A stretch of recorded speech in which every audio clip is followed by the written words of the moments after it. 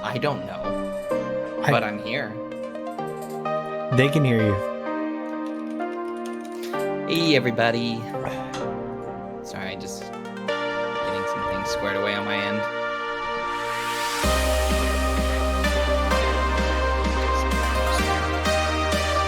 Get settled here. Got some things to do very quickly before we started.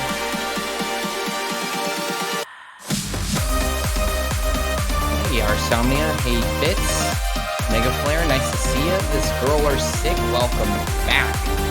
Maverick. Yay. a little dance. Is that the We Did It dance? Is that what that is? No. Whatever you're saying, no. Okay. Heard. No, gotcha. Just like your video. Just trash. This is trash. Just Yazora, what's going on? Yazora! The Heard comment was something built into me from when I worked in a kitchen. I was like, alright, I don't know why, but I just have not been able to stop using that. For whatever reason, I don't know why. You saw my video. That it is.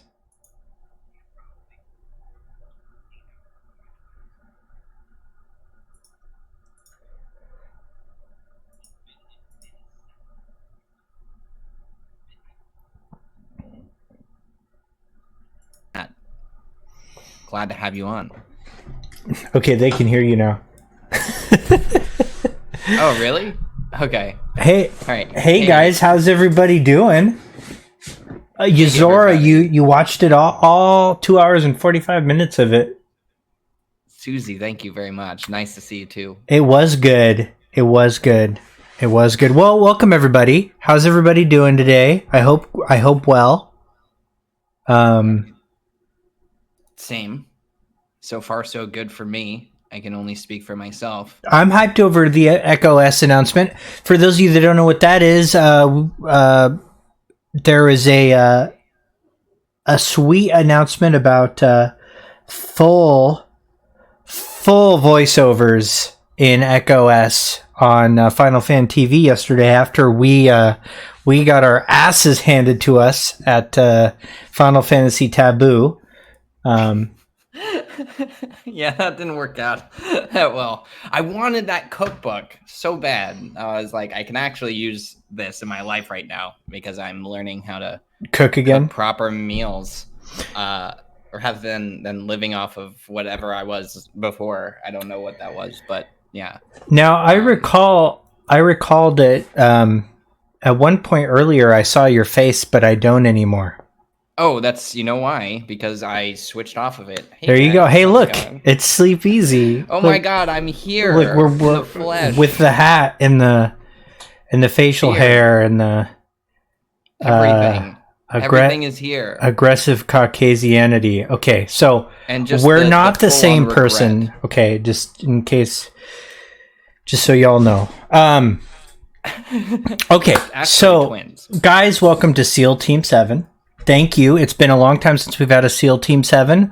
And today I'm really excited to have one because after a long, I'm not going to say hiatus, but just a long period of time between videos, Sleepezi has released his magnum opus, and it's doing really good. It's kind of a viral sensation, dare I say. It's sitting at something like 26,000 views right now, if I recall correctly.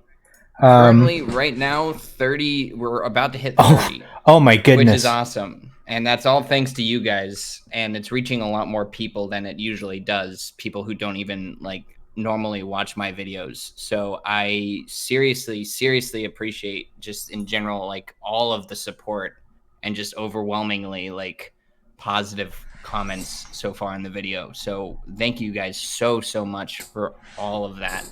And before, I know you're gonna continue your thing, but I do want to shower praise on Schrodingersbabyseal, Clark, and Gene GL for just really helping me figure out so much of this stuff as it was being developed. It was one of the hardest videos to just kind of get together and start to film, because there's just so much going on outside of the video. So I really appreciate all of their support to get it done, and also just you guys being super patient and also helping me in Twitch chat when we were looking at some of the things in the video. So thank you so much. So just to get that out of the way really quickly, and also somebody already mentioned the Zach mannerisms. That's all Gene GL. Every single one of those is Gene GL doing that. So he found all of those. So thank you so much. Well, I kind of don't even know where to start on your video, because it's a pretty big video. And I did put my net out and grab some questions. And one of the main sources of those questions was our Discord. We have a SEAL Team 7 / Sleepezi Discord, which there is a link to in comments right now. And there was a collection of questions presented there. I had some DM to me on Twitter.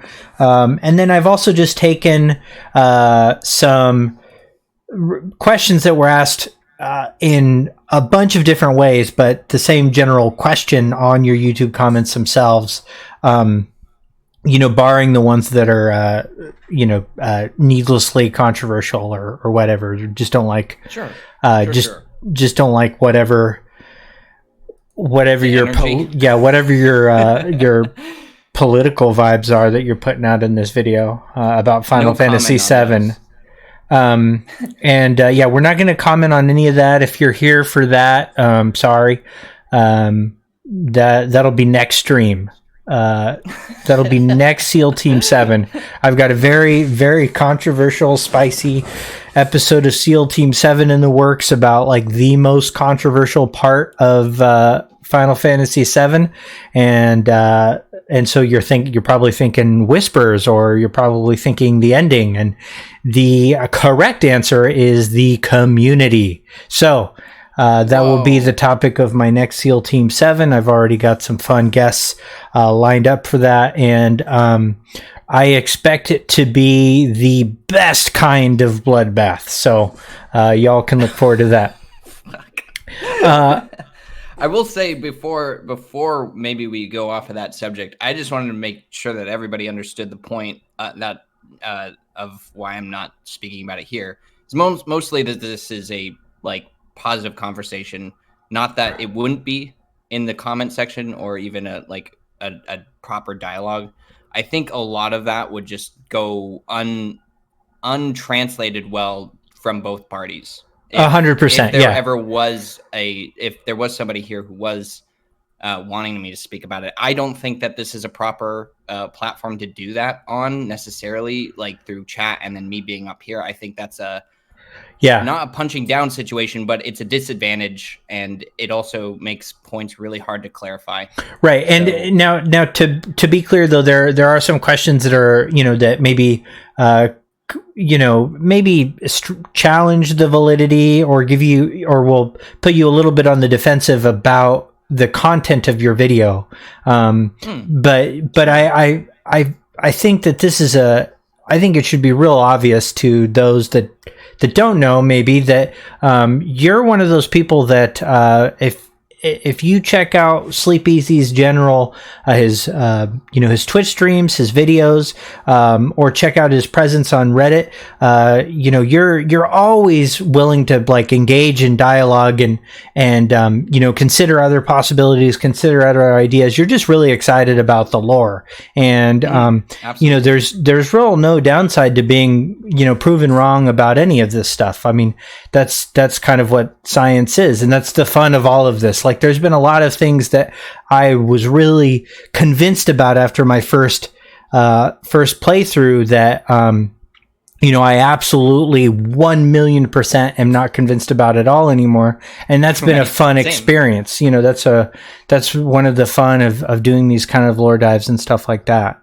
So I would say, like, on that same subject, that's kind of the reason why I remember the moment that I was like, I should make this video. And it was you and I were talking about this in our own chat.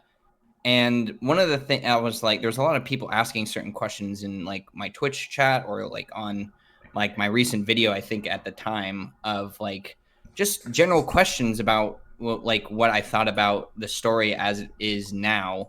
And I think, hey, Sector 6, thanks for the raid, baby. How you doing? That's right. Speaking of Sunamods, yeah.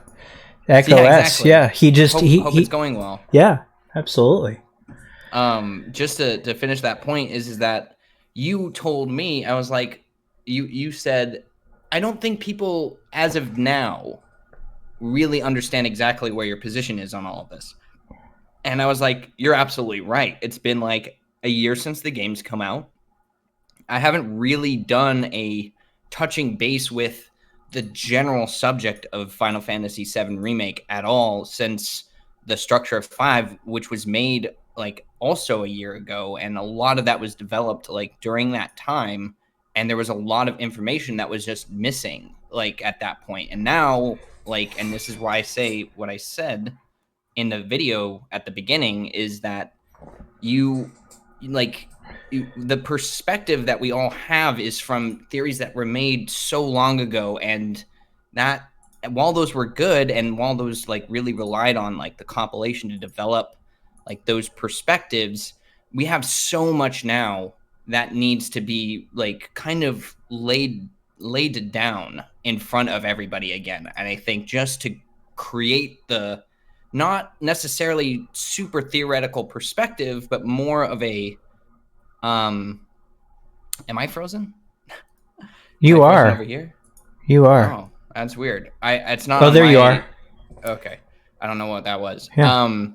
But just to say it was just like reform my perspective on this and try and reform everybody else's perspective with all of the information that we have now. Right. So I completely agree with you. Like, how on earth am I gonna sit here and say that my first video just nailed it, like right at the beginning? You know what I mean? I pointed out some things that I still think are very relevant, but I don't think that it had all the information that we could have now. Right. So with that, all of that being said, I think one of the things that came up often in the comments in certain sections were like, why don't you why isn't this more of a like specific discussion on X, Y, and Z? It was more to the fact of like, it's like I'm doing a theory video for the first time. That's how I sort of wanted to approach this. This is my first like all of the basic questions of Final Fantasy VII Remake. Whispers, Aerith knows too much. Like, what's up with that? Why is Sephiroth acting the way that he's doing that? Why is he doing that? Like, what's the deal with the Harbinger and all of that? So those were like the pillars of any, I think, introductory conversation of Final Fantasy VII Remake and the things that we first notice in Final Fantasy VII Remake. So I was like, let's just do that. Let's just make the video about those subjects and really like excessively, I'm sure that's how some people feel, excessively go into like every quote that bolsters just a very particular perspective of like what could be going on with this game. And I do think that I'm like 90% there. I'm sure that there's wiggle room where I will probably be wrong, maybe not. But like this is the video where if like you ask me like what are my thoughts on Remake, this is the video I'm going to point to every time to say this is what I think about it as far as the now is concerned. So just to jump off of what you said earlier. Right. So why don't we start really quick? Why don't you give us a TLDR on your video? Your latest video, Memories. Just some core stuff here. Like, what was we understand what your goal, what your motivation was. What did you discover? What do you think? What's going to happen in Remake? Go. I would say just the TLDR is memories are super vital to every aspect of the story of Remake and has been the sort of overarching conversation of Final Fantasy VII since the compilation started. Right. Whereas more of a like kind of background element of the original game, the conversation of memories in the compilation sort of started to like really highlight and bring to the forefront that idea that maybe these things are more valuable as a talking point for the actual story itself. So this video specifically goes into this idea of that memories are not only just the structure in which like all of the characters are sort of presented, especially Cloud and like all of the people that affect him and his perception of reality, his like false memories given through Jenova cells and all this, but it's also like the DNA of the actual world and how the world operates and how, because of that, the characters and the world are just so like almost tied so in like intrinsically together, like they're the same thing. And I think that that's really like really great perspective that that they decided to take this in, only because I think people immediately kind of understood that. Almost I think people understood the meta of like, oh, like our understanding of the game is sort of what's driving these newer elements. But I think this idea sort of drives that to like it's the meta of it, but it's also the DNA of why they made this game the way it is. The physical structure of reality is memory, right? And how valuable that is in terms of just like how that forms who we are, who they are in the game, like just the value of it in terms of like, I don't know, just how we all are. And I think that it's really like poetic, but it's also just nailed down in every facet. And it also has a lot to do apparently with like time and the way that this whole timeline thing is working, which was a hugely debated and like trying like, but it never felt like it felt pinned down necessarily. And I think this definitely, the concept of memories definitely does that here, which is fantastic, I think. Right. So, and so that's okay. So let's get into specifically what, because to be honest, I was with you when this kind of happened. Like when the concept of memories has always been something that we've played with in theory crafting. Like, you know, I have DMs with you going back from like right after Remake started, you know, talking about how limit breaks are made of memories. You know, like we have like these little one-off things that where we would find these little things that sort of suggest that memories are like this concept that don't really, like, it doesn't really match what we understand when we say the word memory. Like in Final Fantasy VII's lore, like the construct of what a memory is has a much wider reach. It's like it operates outside of and within all of space-time. Like you can have memories of the future. Like they give you abilities that, you know, like the function of materia, magic, like the entire mechanism by which the world system works. We got little hints of that, right? So it was always like, and that was the fun thing about this theory. And I actually remember not too long ago, before the remake Ultimania Plus came out, I was doing a stream because I think it was the day of the release, and Audrey, who translates the Ultimanias, posted that she was going to start doing that. So I started streaming, and I think it was you, Arsomnia, or somebody, I think it was you, who asked me, what exactly do you want to see said in this Ultimania? And I just remember very clearly saying, I just want there to be the word memories in each like big point made in every part of the Ultimania. And no, like no way, like miraculously, that this is what ended up happening, is that it just sort of flooded in droves. You're undervaluing what you had asked for. You didn't ask for just memories. You asked for I wish the phrase "memories of the future" would appear, and it did. Memories of the future, which is like that you would want that, despite those things having meanings that necessarily contradict each other in the human, like in the real world. Like memories are necessarily indicators of something that's already occurred. So right. For you to have like this kind of realm breaking definition, as an expectation based on your lore research, and then have that like really clearly outlined by, of all people, Toriyama in the Ultimania Plus. That was a big win. It was a huge win, but like you said, it like, I think you and I had always been like circling this idea for so long, because it was like, there's something about these that are very important, and like it was just about like upscaling that idea. Like every new discovery sort of just made it that much more clear that this was a function of every aspect of the story, like whether that was like character research or just like lore digging or anything like that. It just started to continuously come up.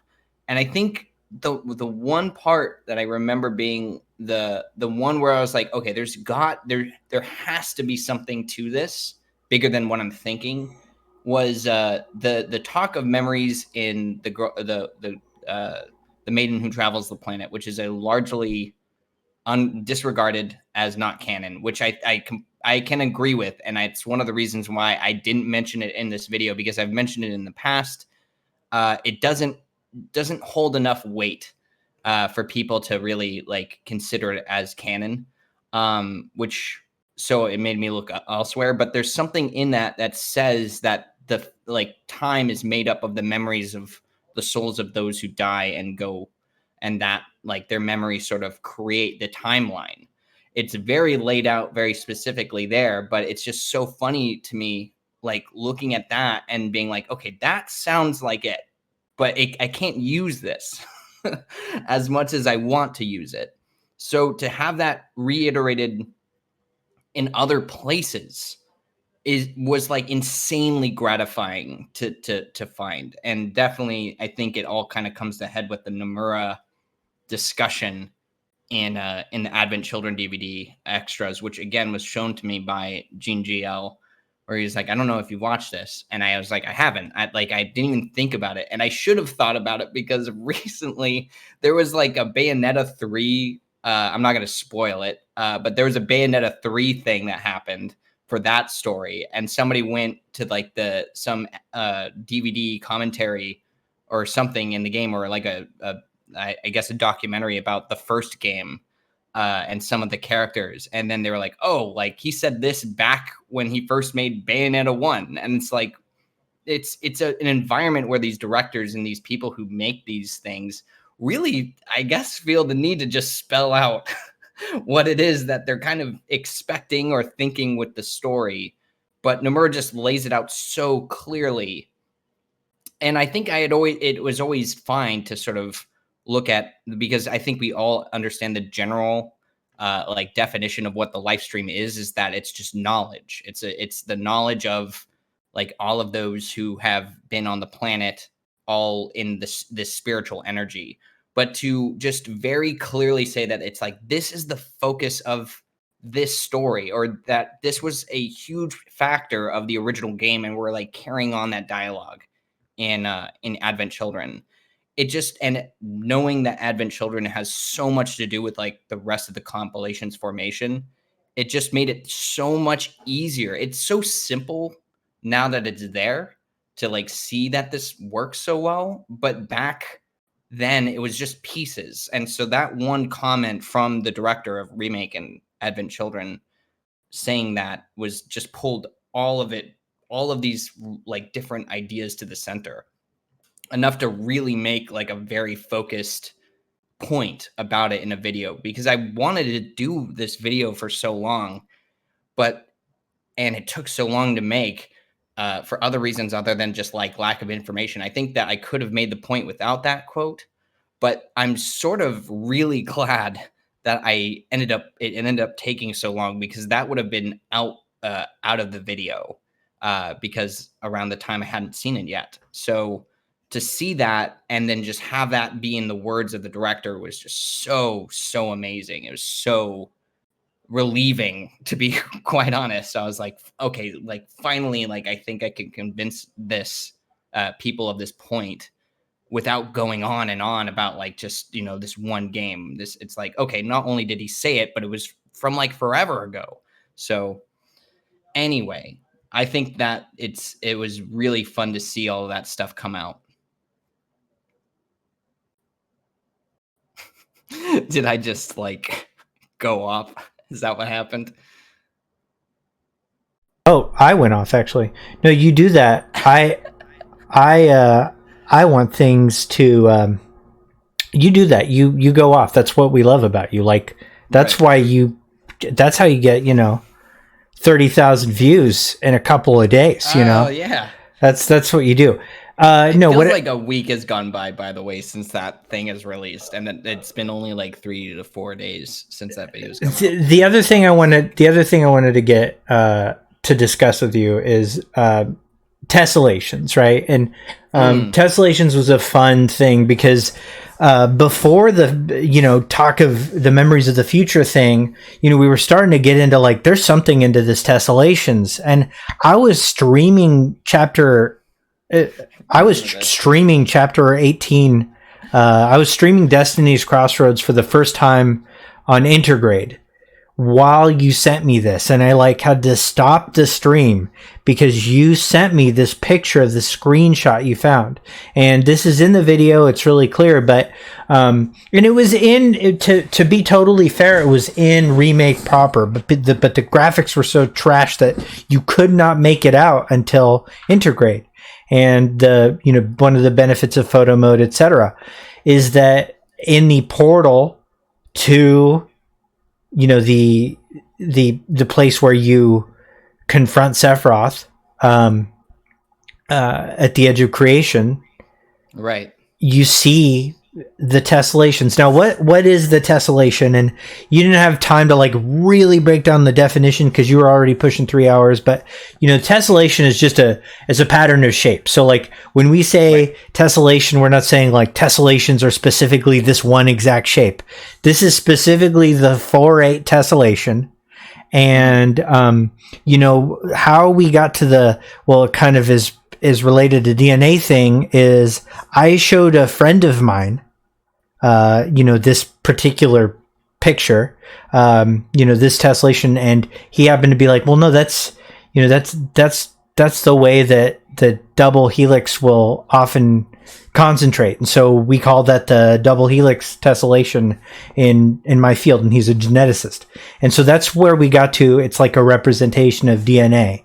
And there's more that goes into that, and it's kind of beside the point. It's like this representation of like this, and we also found out. Now I was bummed this didn't get into the video, but the mimetic is probably a mistranslation of mimetic. And I know that it sounds like I said the same word twice, but I didn't. One is mimetic, which was probably what it meant to say. And then there's memetic, as in memes. Now, probably what was intended to have been said was mimetic, like mimesis, like mimicry, like Jenova. And that all can get super fleshed out without adding an hour to the video. But that was another cool bit of context that I think, there was a bunch of stuff like that. Like, people and one of the complaints, the only complaint that I keep seeing in the video that really upsets me is like, man, why is this video so long? And it's like, dude, this video was almost 7 hours. Like, you have no idea how lucky you are to get this. Just this video was only 20 minutes longer than Dune. All right. So, so relax, guys. I think I do think that this is probably, I'll answer more about the tessellation thing. Yeah. But I think that this is really important to talk about. And one of the things that I see these comments, and I've seen them in multiple different fashions of just like people trying to like help me to get this video because people think that it will help the video get out farther. So there's a couple reasons why this video is the way that it is, very specifically the way that it is first, I did not want to make it into a series of videos because the thing about those is that strictly speaking from a YouTube algorithm / this is just common knowledge of like movie making is that sequels just end up doing worse than the originals do. You'll see a drop off of people not wanting to go on to the next video. So I didn't want to split it up. I think that it would have been hurtful and damaging to the information specifically that I didn't do that. One of the things that you brought up in this, which is that there's this behind the scenes understanding of like if you're a theory crafter or in my like circle talking to me like Clark or like as I'm like working out this stuff with them or myself and just like speaking into the ether is that there are pitfalls of theory crafting that you just instinctively come across all the time, things that contradict each other that need to be changed, things that need to be addressed, or things that you need to find more evidence to support your argument. This all happens behind the scenes. What you're seeing is the streamlined version of that conversation. There are certain instances like Genesis in Intergrade video has this part at the beginning explaining why people disputed before Crisis as being a canon thing to Final Fantasy VII because of one particular instance. I'm not going to explain that now. But the video literally explains how ridiculous like this thing was as a conversation of finding out that this thing that people thought was fact was actually just a theory created and people just didn't know it because they never dug to the bottom of it. And that this happens all the time. Right. So specifically to your point, I think that I would have really liked to talk about that kind of dispute in it. If the video wasn't so singularly focused on just trying to get the information out, I do think that there are other places in the video that I do this unconsciously where I'm like trying to step over landfills of like maybe theory crafters won't agree with me if I say it like this or just say it so simply. There's so much of that happens, and I'm actually going to in the future not do that as much because I think that I could very easily explain that in a comment section if somebody brought it up as like, oh, well, you failed to recognize this and this. It's actually one of the reasons why the Jenova section is the way that it is. I think that's the prominent one is that people were like, you kind of dwell on this a little bit, but like there's so much information about Jenova's will in so many different Ultimanias to not being under Sephiroth's will. And it's something that I used constantly. I even say it in other videos that I think Sephiroth's will is stronger than Jenova's will. I specifically went out of my way to use two separate instances of quotes because if I use one quote to dispute literally an entire mountain of other information that exists that I've already used in other videos, then people won't, in that particular community and through that particular lens of theory crafting, won't take what I'm saying seriously. And that's such a weird thing to say as like a driving factor of this, but a lot of this is just trying to land it and stick the landing of it so that I don't have to address it again, or defend the point that I'm making. Like, it just doesn't seem appropriate. But I think knowing what I know now and just seeing how much certain comments here and there saying like about the length or whatever, I think one of the things that will be clearer in the videos that I make going forward is that I will try and do less of that, because I don't see that as necessarily a way of making entertainment. I think that that's just me being like, let's prove a point and make sure that it's super solid. I think like by going on. And I think a really good example of that is the one you just brought up. So you spent a lot of trying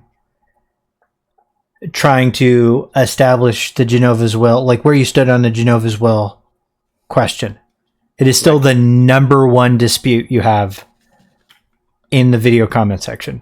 It is like, because no matter what, it wasn't enough. Like there's, if you just kind of, so dwelling on like trying to, really prevent blowback. I mean, it wasn't enough to prevent the blowback in this particular example. There's a very specific reason why that is. And I think it's because I did not very clearly spell out what I think is happening with Sephiroth. And I don't want to get too far into that, because that's one of the questions I ask will kind of give you the opportunity to clarify that. Sure. And I just wanted to make it clear that I think some of this is not me, some of that. Okay, so actually this is a really easy point to make, so I'll make it. This is that there's no way that I'm going to sit here and tell you my unbased theory of what I think is going to happen to these characters without any evidence to support it. The reason why I only say what I say in the video is because there is enough evidence to say that that is what's happening. That's the only reason I don't go any further into certain pockets of detail. But it's like, you can't have one thing without the other. It's like, okay, so Ode means that there's some significant change with Sephiroth, right? So, and if that's the goal of the character to get to this place, then this is the goal of the character to accomplish X, Y, and Z. So that's that. As far as like what I can say that's on paper in an interview or in an Ultimania or backed up by actual information that isn't just my opinion, that's the only reason I don't go any further with it. So when people ask me why I left that out, it's because of that. Is because the video is not, here's just my opinion on where the game could go. That would be a very different video. This is more me just being like, let's change the basics of what we know as fact of Final Fantasy VII Remake. Yeah. So, yeah. Well, I mean, what do you think? Let's go ahead and I'd say get into questions. And I'm going to start with questions on our Discord community, just because it's sort of a reward for their loyalty. And I really do recommend you join that community. It's fun. There's a lot of good theory talk, and then a bunch of other absolute nonsense talk that has really brightened my day a few times. So feel free to hop in on that, and there's a link in chat. But I'm going to start with, and there are elements of this question that are repeated throughout some of the other questions, so feel free to not have to answer it. But we'll start with a question from J19, and he says, okay, if Sephiroth got power back from Jenova, will Jenova play any kind of role in Remake story going forward? All right. What I will actually want to be, I'm actually more curious about, and I will answer the question myself, is that what do you think about that question? I think it's been my whole deal. I think very clearly there's going to be, we're going to see elements of a struggle between the two of them, moving forward in other parts of Remake. I think that Jenova will appear different than she has in the previous incarnation. Like, I think she'll look different than Dreamweaver. And I think that she will also look different than the sort of iconic look we have for her in, like life, death, and rebirth. Like, I think we might even have elements of Jenova fights in part 2 that, exceed the amount that we had conflict with her in part 1. Part 1, we should have even had conflict with her. The fact that we did is very interesting. And do I think Sephiroth and Jenova are going to have conflict with each other?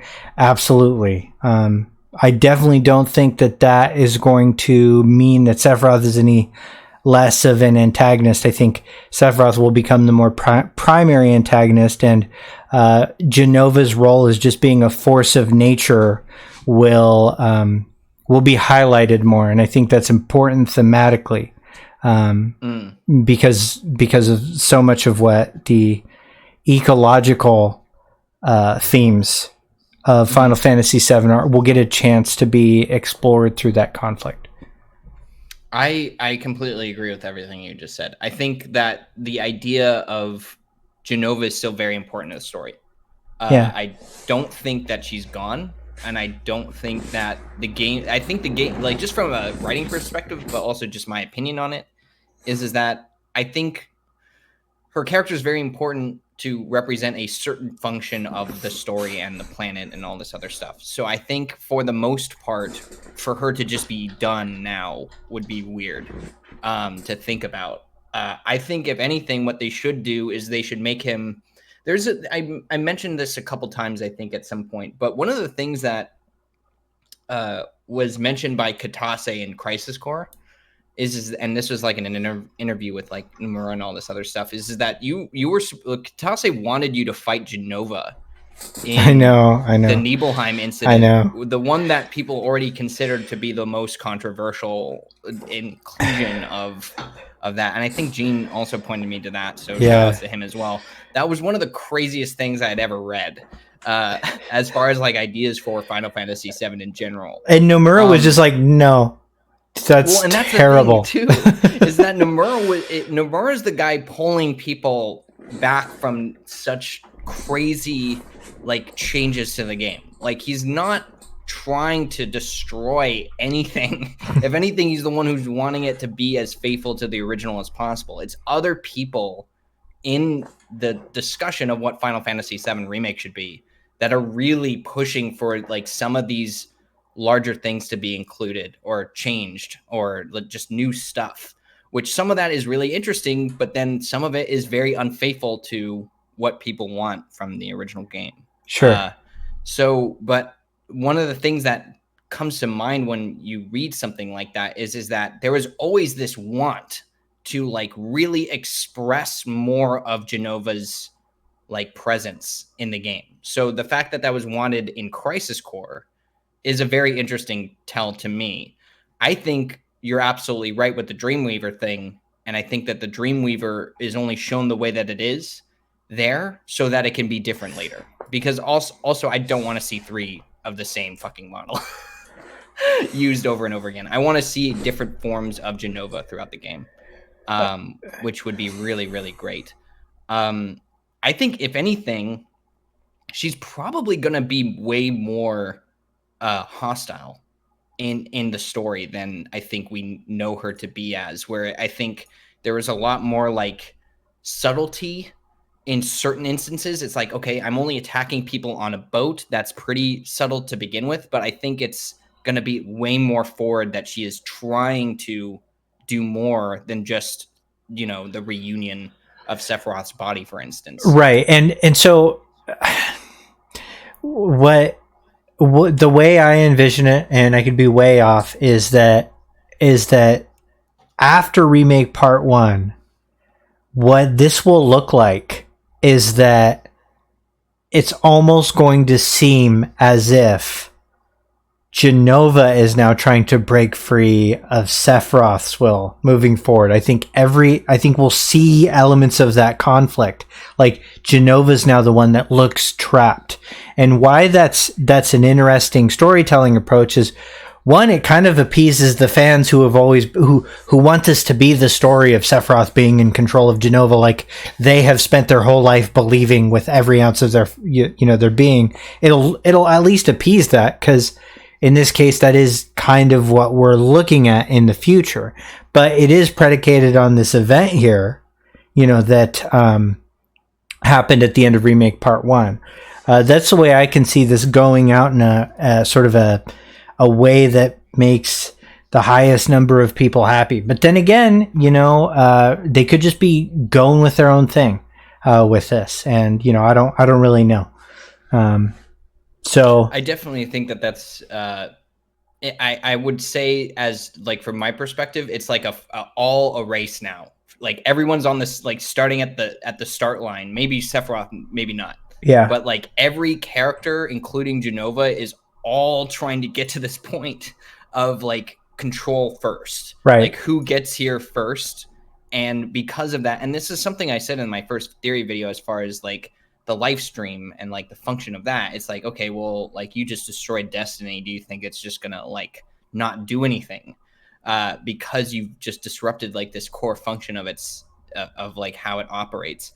I think that in particular is like the way that I want to look at every single character now is that these are desperate times for everybody. Like everybody who had power now needs to like adjust things to put themselves back in a powerful position. I think one of the comments that I got on Reddit really like illustrates this point very well is that they were not disputing what I was saying from a lore perspective. They were more talking about it from a story perspective. Like, this doesn't make sense the way that it's written. Why would they do this?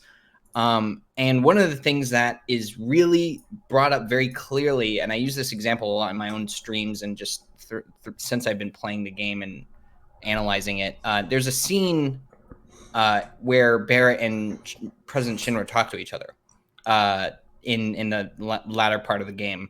And it's sort of a really good example of how Final Fantasy VII Remake frames the smaller struggle to the bigger struggle that's happening with like the actual world systems like Lifestream and Jenova in the conflict between like Avalanche and Shinra and Midgar and that whole dynamics. It's what part 1 is about mainly, is like, how do we overthrow this like all consuming, controlling corporation that is like killing the planet.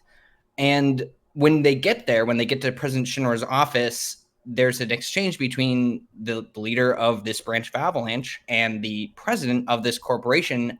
And the President Shinra essentially tells Barrett that if you strip away the pillars of this society, you're essentially undoing everything below it and everything above it. Like, people's lives depend on this regardless of how good or bad it is. And if you don't replace those structures with something, then this is going to go terribly. There's going to be like, you're just banking on things working out by just like blowing up the building and then just going home and expecting it to end well. And President Shinra essentially is saying, like, that's the stupidest thing I've ever heard. Like, your mission is just to destroy and do nothing else. And that's the story of this bigger story that's happening in Remake is that you can't just undo this structure that's corrupted by Jenova, even though it's Jenova who's like the antagonist. Thank you, Nyla, for that, by the way. Thank you. Just no way that like you can just undo this fabric and then not put something else in to replace it. So now everyone's on the same level and everyone's trying to now be the answer to that question as to what replaces this system. So that's how I see all of that. Fair. Okay. So speaking of Nyla has some really good questions nice to see you, by the way, in the Discord. And I'm gonna because Nyla is so OP. I'm actually gonna choose two of her questions. And one is a very common question that is in your comments. It's in the Reddit, and it's about Sephiroth. What is the purpose of Ore Sephiroth? If his will is different from Jenova's, what do you think he wants to achieve? Will he still fight to conquer the world, become a demigod? Why should he still want to destroy everything? And this is really common. And I will tell you that, this is definitely a big question. This is a big question. And what a lot of people have already taken away from your video is and I've seen it at a variety of places, they're using it to justify a Sephiroth redemption arc. And it's probably because they didn't watch the whole video, which is fine. No. Which is fine. And so I wanted to give you the opportunity to clarify specifically how inaccurate that is. That's not what, that by the way, is not what Nyla did, but I've seen it elsewhere. So why is Sephiroth still evil? And can you point to the Ultimania point that very specifically answers this? Okay, so I will say, to start off with, one of the parts of the Ultimania that came to mind is that Sephiroth offers Cloud to join him at the end of Remake, and he does this, and Cloud refuses. And one of the things that the Ultimania says is that if Cloud doesn't accept Sephiroth's offer, he's going to just go back to what we know that Sephiroth does, which is literally create like a suffocating environment for Cloud to think that he is nothing. Right. So that is not what a protagonist, or even a what do you call those? Deuteragonist? Yeah, the like a often used for vigilante to describe vigilante protagonists of some sort. It's not a middle ground. Like an anti-hero? Like, he's an anti-hero. That's exactly what I was thinking. That is not what you do as that kind of character. So one of the things that I think I've understood of Sephiroth, and I did not want to go into this in the video because there would just been way too much to include in this. But recently, thanks to the work of Shinra Archaeology Department, who is doing a lot of translations of one of the books that has probably been looked at the least or translated the least into English from the fans, is Crisis Core Complete Guide. And a lot of people haven't looked at that because it's not officially licensed by Square Enix. It's a PlayStation product, and the big but here is that the reason why it's valuable is because it actually has a lot of the commentary, and a lot of the quotes that they use for descriptions are commentary from the people in the development department, like Nomura.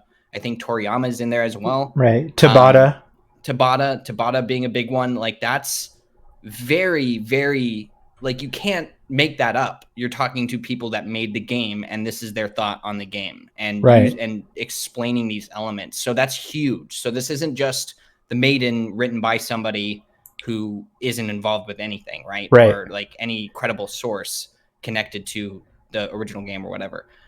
This is like factual. One of the things that is mentioned in there is a lot of Sephiroth's backstory as a character, as a person. I don't think I've actually been able to like even really go over with you that much. But one of the things that's very clear about like some of those things in Sephiroth's past as a child is that he's very disconnected from how it is to be a normal person. He doesn't have a mother. He became a soldier at a very young age. He started like actually fighting like at 10, which is one of the things in the book that's really cool. And it's just like he's just separated from everything that makes a normal developing person a person. Right. Or somebody who values like core concepts of humanity. And that's what the book explains, is that he values conflict. He values fighting. He values being like a superior swordsman. That's how he sets his values up. And one of the other things that that's even explained is that his connection to like Angeal and Genesis isn't, and we're talking specifically about Orde Sephiroth from Crisis Core. So when he becomes friends with them, he finds that he is strangely drawn to them as people, which I think more has to do with the fact that they're experiments like him with cells that are similar to his.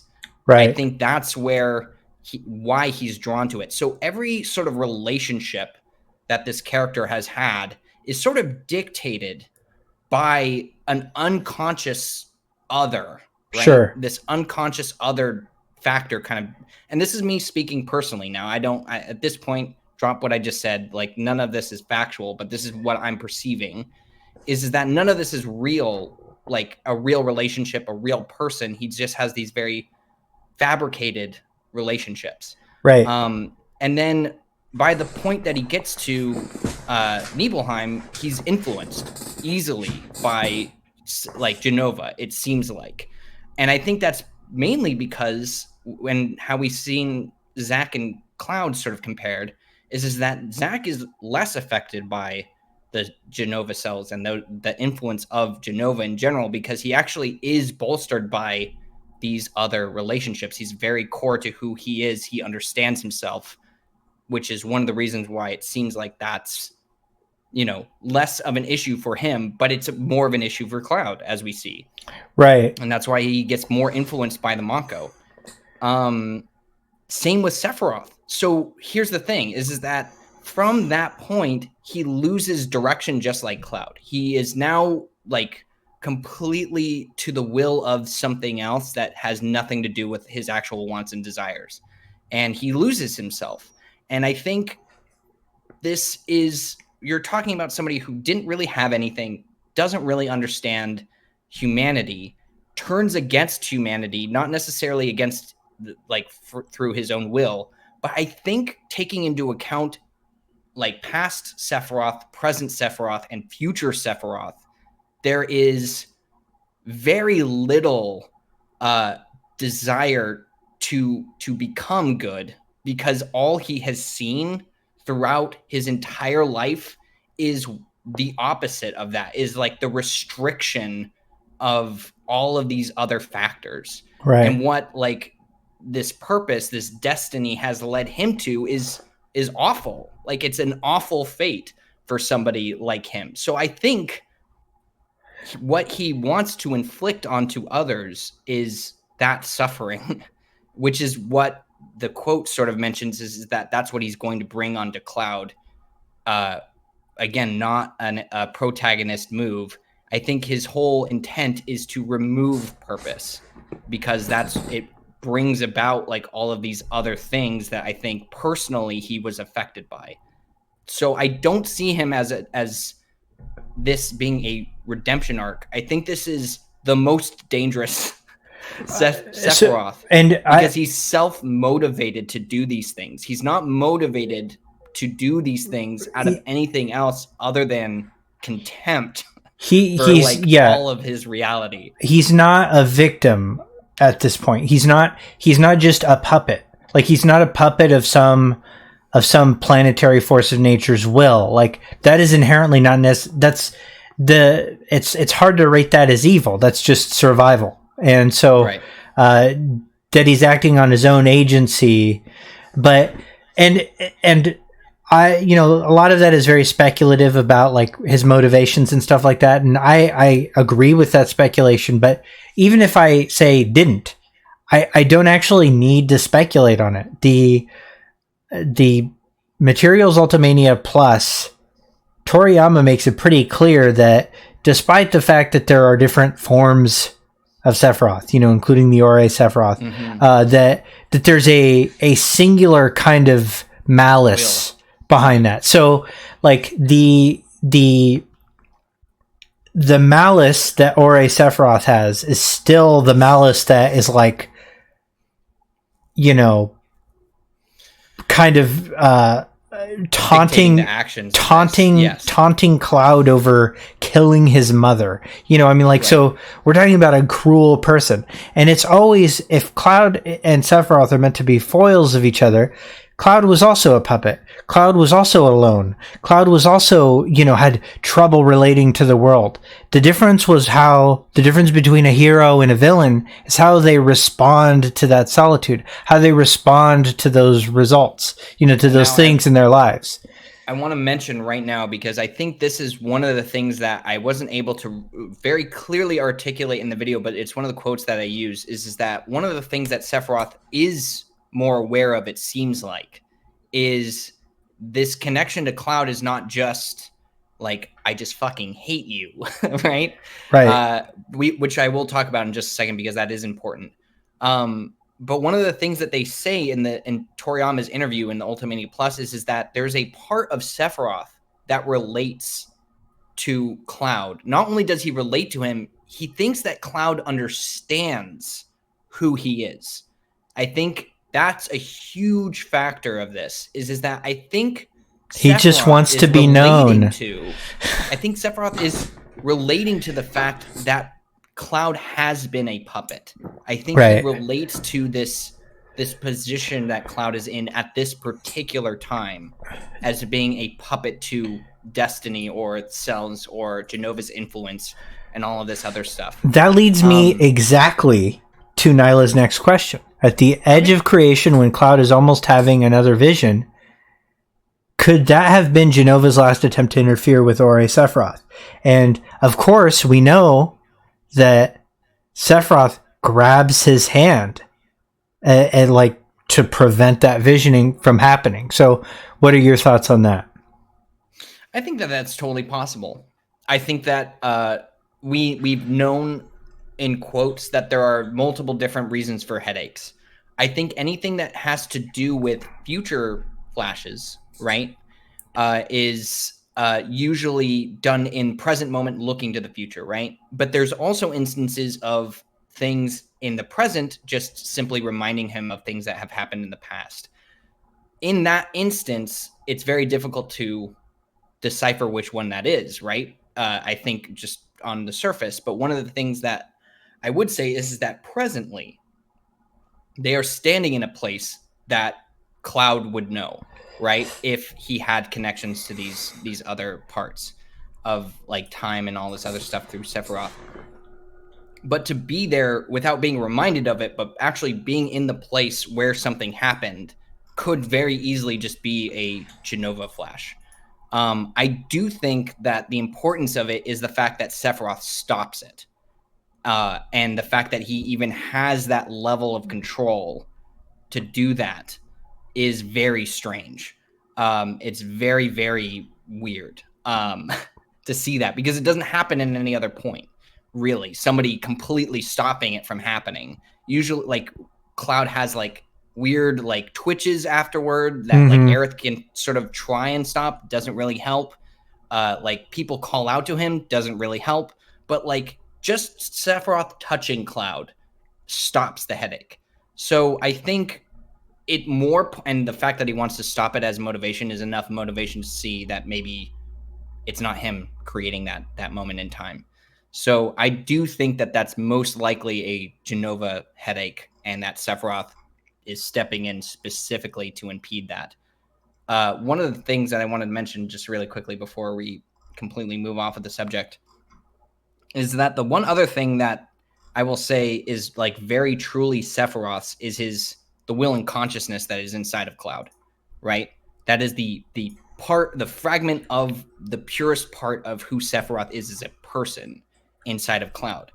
In the book On the Way to a Smile, the way that that's described is that it's the memory of everything that like brings like is malicious and like just these terrible memories, these instances of like failure, of rage against Cloud. Like all of these things are what make up the core of who Sephiroth is as a person.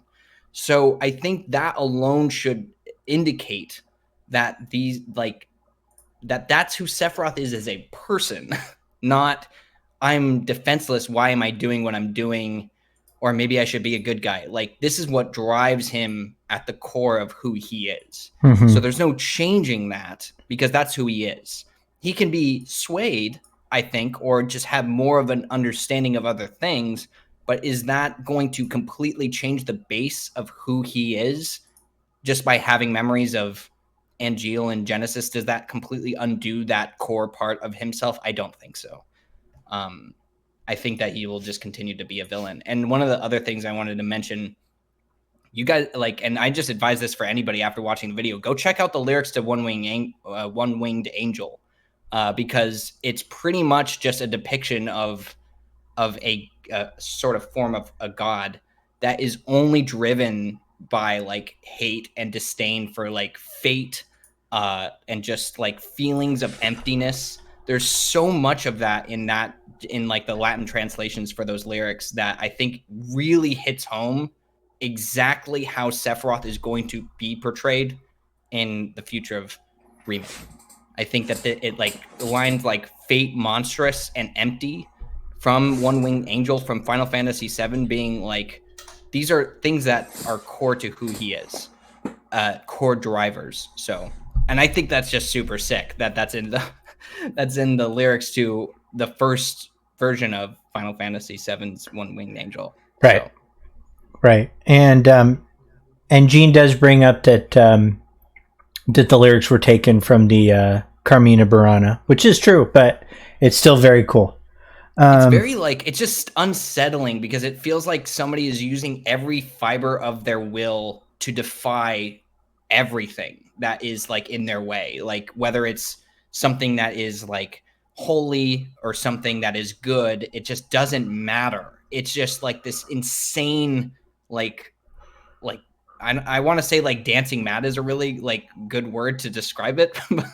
Yeah. Like there's this god that's just doing all this stuff, but it feels very frantic and just evil, like this evil, insane, running forward, like on fire sort of desire to get to this goal. It's driven, too. Yes, horrifyingly so. Yeah, I fully agree. So moving on to Phantom has some questions, and so Phantom Valentine. We'll assume here. One. Assuming Sephiroth is independent of Jenova, does this mean he now no longer has control over the cloaked clones? That's a good question. One of the things that I will say is that the reunion at this point already has been weird, in my opinion. I'll say that right away. Is that the way that the cloaked figures operate from just the base of Remake alone is incredibly strange, and even in intermission, because it seems as though, and just to recap this really quick, I think I mentioned this in a comment already, but I'll try my best to do a quick job of it here, is that the reunion is brought back to Jenova's head. That is the point of reunion for all of Jenova's cells. So once reunion starts, you head to the head, right? That's why the Black Cloak figures move to the Northern Crater. In Intergrade, there seems to be this weird draw that the characters that you're seeing at the beginning of the DLC, Yuffie's DLC, that are just looking at the base of Shinra HQ. And that is incredibly, I don't even know why, but it seems like they're drawn to a different point. So I don't know if that's Sephiroth manipulating that situation. I think because he can speak through them throughout the game already, just the base of Remake, I would assume so. But that's assuming. I'm interested to see how the dynamic of this relationship changes between him and what he had access to in Remake, as opposed to how he is portrayed in the rest of the game. But I would like to say so, that he still has that ability. Because if he is like sort of overcoming this will at the end of Remake, then maybe, I don't know. It's one of the reasons why I didn't mention it. It's just that I don't think that there's enough evidence to say so yet. But that's my own personal opinion about it. And so, or I might have just overlooked something. I would like to special thanks to Nyla for gifting subs. You're the best. Thank you still so much. Always. And I will say that is one of the most common, like, kind of questions that I'm filtering out. Is it's like, well, this solves everything. What happens here? What happens here? What happens here? This doesn't really explain this. This doesn't explain that. I think that will generally come from people who have never seen any of your videos.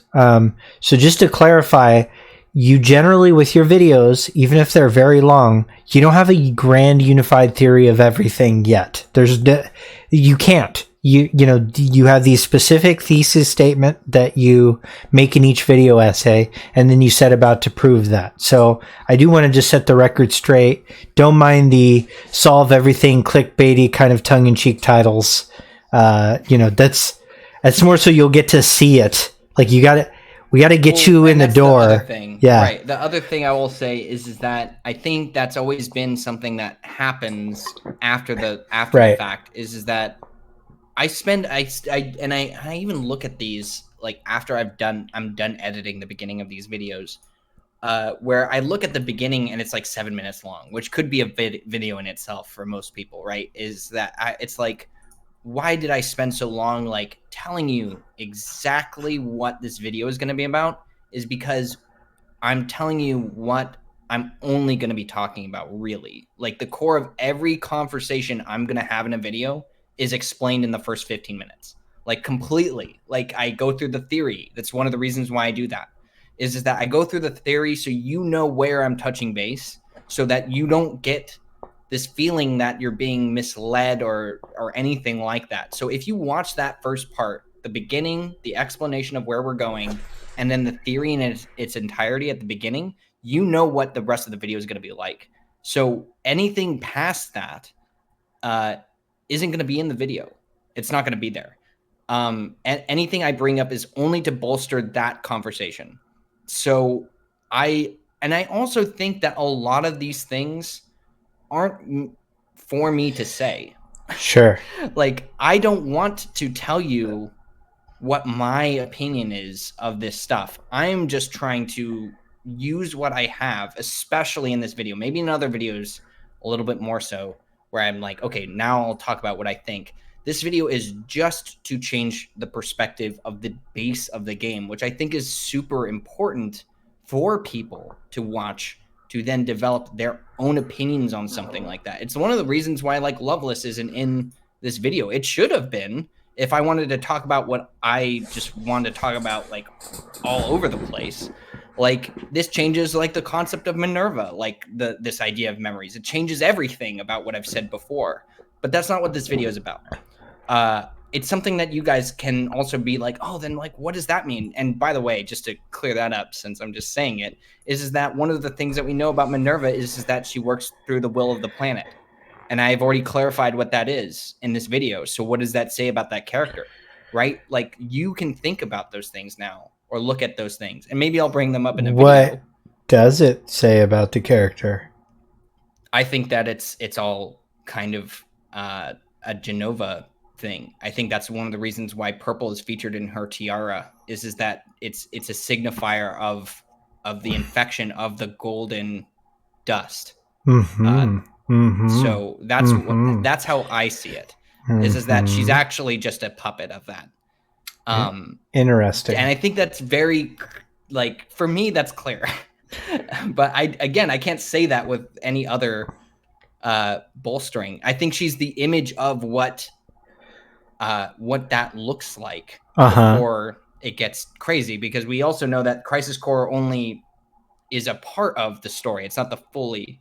I know, Will-O-the-Wisp, exactly. So you guys know what I'm kind of getting at, but it's all fun to talk about. This is like the fun stuff to talk about. The stuff that I showed in the video was like, let me just hit every mind-blowing possible factually backed up point, right? Right. Pretty cool. Right. And on its own. And you generally make a point not to hit certain subjects. And unfortunately, some of those subjects are the ones that most people, like, sort of argue about, which leads us to the next question.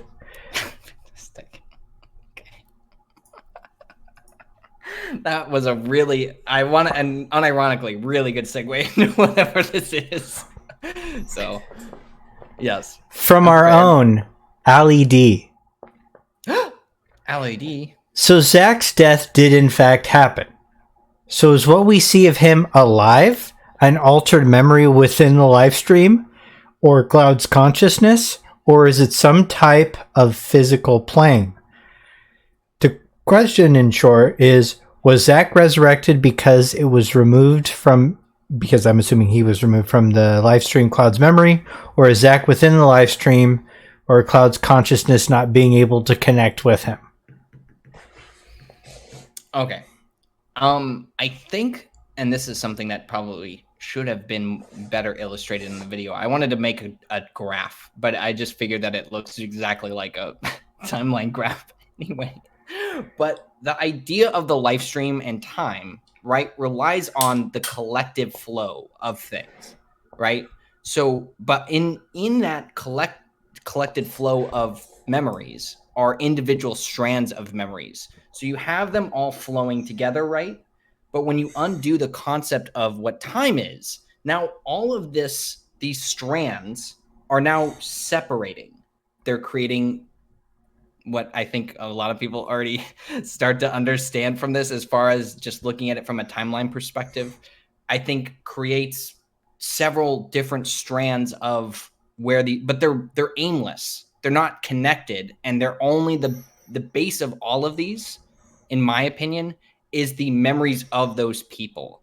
So that's the human element of that part. That's how I understand it, like from my own perspective.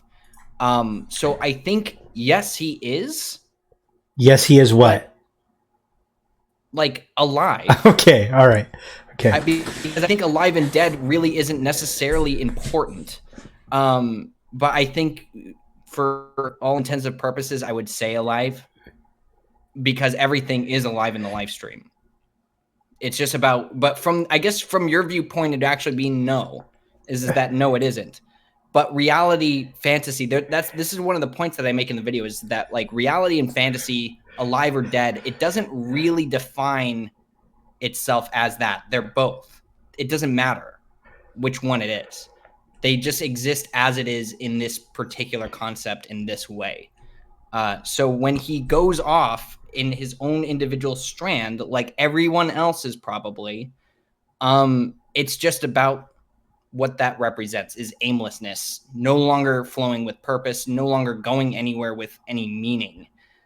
Collectively, they all do, I think, is the point. Collectively, purpose is created by the integrating of memories, which I think is one of the things that I think subtly addresses my point completely, is the title of the DLC is Integrate, which is something flowing in and out of one another, which is essentially what the live stream does with these individual strands of memories, is that these moments in time with different people and different memories weave in and out of each other and create sort of like this mixture of a person that then, is either born on the planet, then dies, and then just does the same thing again.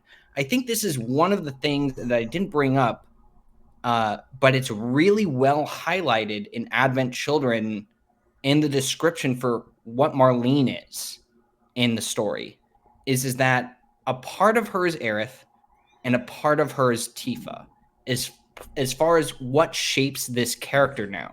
So you have a character that is built off of two very influential people to this particular character. So that's how, like, Cloud was also created. Cloud was also created by this collective memory of other characters that sort of forms this product. And then this cycle just continues to happen. So I will say that it's not necessarily about alive or dead or what time frame this is in. It's about what's happening in the planet itself that matters. Is that a kind of a clearer point to make?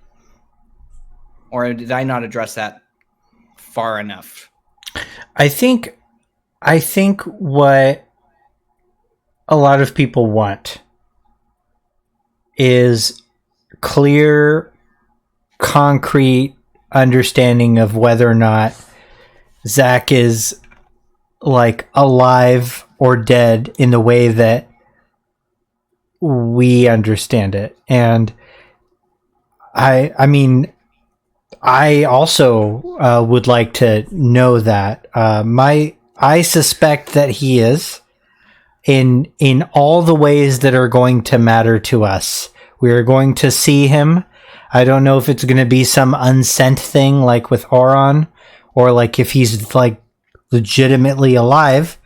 But I think what the memories element of and how the live stream operates and what that all means mechanically and esoterically is, even though it's like not going to be functionally as important to the end viewer, for people that are really into the lore, it does actually fit well. And I think you answered that. Okay. Yeah. So as far as like a black and white yes or no, for the sake of this perspective, right, then probably yes. I'm leaning more towards a yes than I am a no, right? Zach didn't die and this is a dream or something or anything like that. This is a character that is alive as much as anyone else is in this particular moment, operating in this individual reality. I really think that this is one of the reasons why this video isn't like, I think, as weirdly enough, not as mind-blowing as some people go in immediately and watch and are like, well, I'm not impressed with this, is because you can think about it in the same way that you're already thinking about it now for the most part. What I'm only doing is illustrating the mechanic of how this works. As far as that changing everyone's perspective of like what a timeline is, it kind of functions in that same function. Like basically, I will say basically it kind of works that way. So yeah. So sort of piggybacking off the last question, what do you think the difference in stamp means relative to all this? I really am gonna be weirdly clear about this. I don't think it matters that much right now to that particular aspect of it. As far as that, I think it's supposed to illustrate that what we're seeing is not what we are seeing as like the journey that these characters are on now. It says that this is a separate journey. That's how I see it from a thematic standpoint. I do think, and let me make this clear, because I don't want you to be upset with me more than anything, is that I do think Stamp as its own does represent thematically the character of like these soldiers.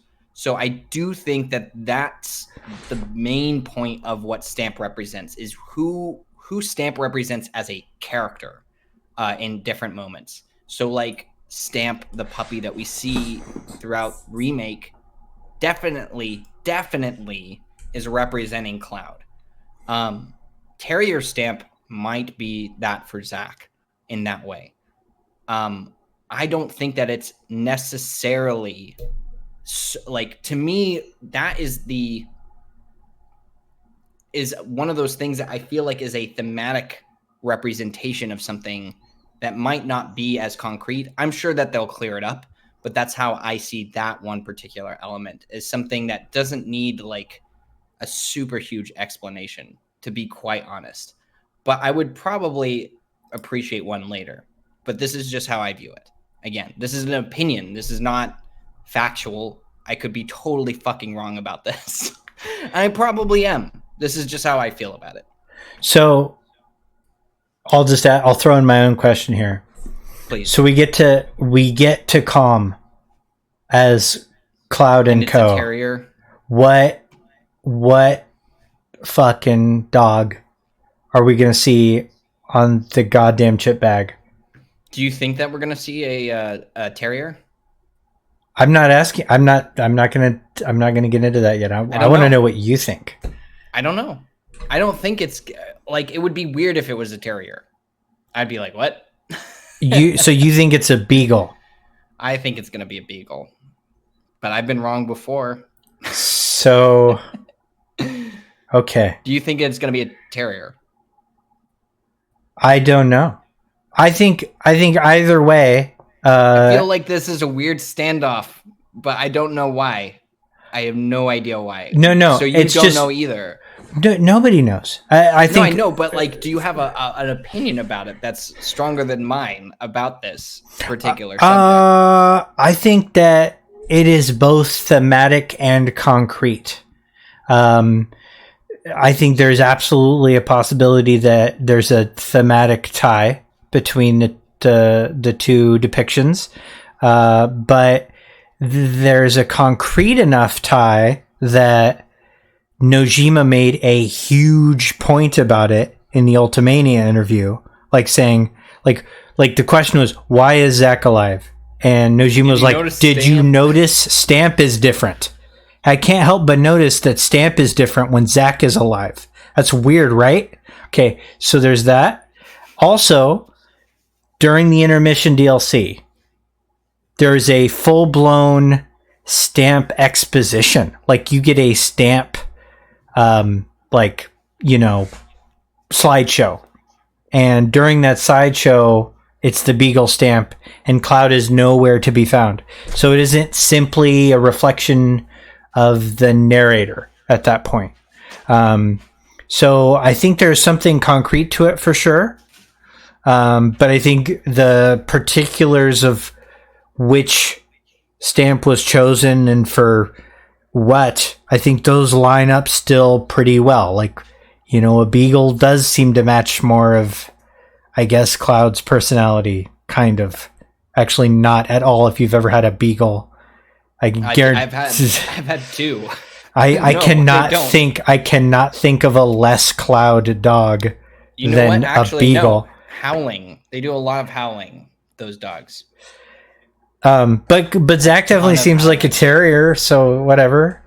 I don't know. I don't know. I think it absolutely matters. Like, there's no way. If it didn't matter, it would be a massive disservice to the fan, because it's not just like what everybody's talking about here.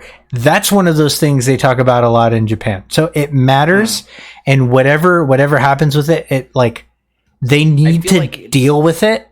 Mm-hmm. But I think it's gonna just address the point that my video has already made, if that makes sense.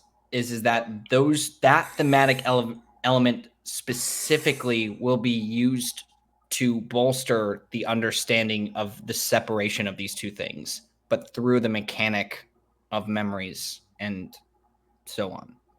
I think that makes the most sense for them, but that's just me. I somewhat agree.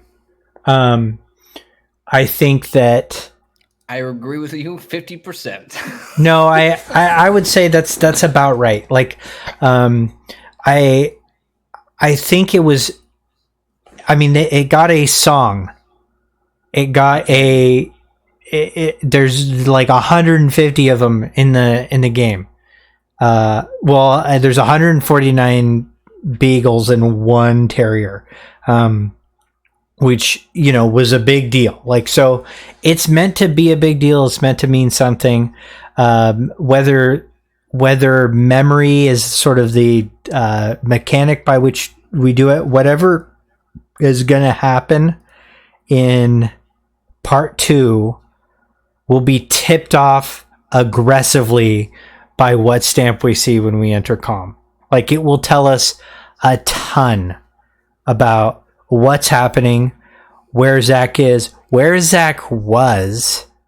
Like, if it's a different Zack, all of that will kind of get clarified through that. And why that's important, why it's important that they address that, are the themes. So the theme of loss in particular, is this just now there's an altered timeline and it's the terrier timeline. There's only one terrier. There's only one timeline.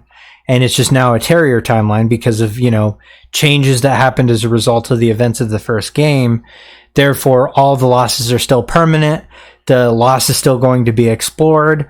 Or is there, multiple timelines and death is meaningless and, Final Fantasy X situation. And before people get mad at me about Final Fantasy X, here's what I mean by that. Death is very optional in Final Fantasy X. Despite that being apparently a story about loss and grief and stuff like that, you find out that like one of your main characters has been dead the whole time, and the distinction between death and not is so like meaningless that it doesn't matter to you, the player. Like, are we going to see something like that? All of that gets answered with the stamp question. That's why people are really hung up on it. Is because I think that's fair. It's the thing that threatens what they want or need from this story the most. And, yeah. I will say, just from a general perspective, I think if people are worried about the idea of loss in this story, I would say I don't think it's going to be as much of a concern. In my mind, it's way more settled as that being more of a focus of Remake than it is the opposite. I'll say exactly why, because I think that this is important. Is one of the things that the original game sort of highlights is that there's a guiding hand in the original game. I'm not talking about the compilation. Is that there's a guiding hand of Aerith at the end of the game to sort of lead to this conclusion of the story. Whether that is not definitive or not is not necessarily the point I'm making. Is that there is a guiding hand of her presence there, and Cloud feels that presence and wants that to sort of be known to like Tifa, that he sort of understands that there's more to this what's happening here than just what he understood before. And then he says, I think I understand it now, that there's like this larger element of life at play going on with this journey. In Remake, it's undoing that concept, I think, is that it's undoing the guiding hand. And I think that's what's going to be very clear at some point in part 2. Yeah. This is that there's nothing. I think this is one of the things that there's some people in the comment section that are like, I'm worried more about Cloud now than I was even about any other character. Right. And I think that is something that I've always sort of felt in the pit of my stomach after playing Remake. Is that like, what if like Aerith is like, feels nothing? Like she's not getting any guidance at this point. Like, how fucked would the characters be if there was just none of that happening anymore? Right. And in the way that we understand it to be in the original game is rather than there being helping hands here and there. Like, I wonder what's going to happen when we get to Bugenhagen and all this other stuff. I really think that might be the way to illustrate these points is that the pillars of these characters that are like the guiding forces of like either exposition or whatever are like more thrown off than usual, I think will just start to unsettle us more as we go through the game. And I think one of the things that makes this sort of more of like a nod to the original, but also sort of this more, I guess, dire circumstance is that there's one scene in Cosmo Canyon when you're talking to Aerith and she says that I just like am alone. I'm the last Cetra, and like after me, there's nothing. And she sort of illustrates the Cloud that she just feels more alone than I think that she's felt in a very long time. And it's a very dour like discussion. And that's illustrated. That's illustrated well in Tale 2 Past, Traces of 2 Past too. Right. Yes, exactly. That there's like this disconnect of like, oh man, like there's like this like unavoidance, the inability to avoid just how alone this character feels. I think that's the feeling that is going to be like overbearingly put onto all of the characters is that they're not going to be together to figure this out, that they're going to realize just how much of this is on them to figure out for themselves. And I'm not saying that to be like, and then they save the day. Like, I don't know exactly how that works out. And I think that's where the strength of the characters and the understanding of the characters comes in, is that it's going to put a lot more emphasis on who these characters are, how they deal with their issues, and how they overcome the things that are holding them back. Like, how does Barrett deal with all of the stuff that's happened? There's a scene in when Cloud is explaining to everybody what happened to him when he's finally become conscious of himself and put himself back together with the help of Tiva, and the live stream. Everyone kind of shares this like moment of like what they're fighting for, and that's something that Cloud asks everybody to find out what that is before they decide to continue on the journey. Is that if you don't know what you're actually fighting for yourself, then you shouldn't be a part of this journey to save the planet.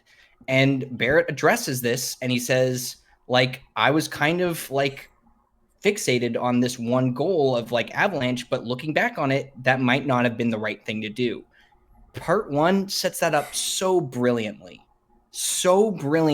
for him to have that realization later. Right. And that's what's, I think, the best part about the remake is that, and I can totally agree with anybody who comes up to me after the game is over. I think this is what my opinion is going to be, and what my opinion of the part 1 is right now. You might disagree with the story.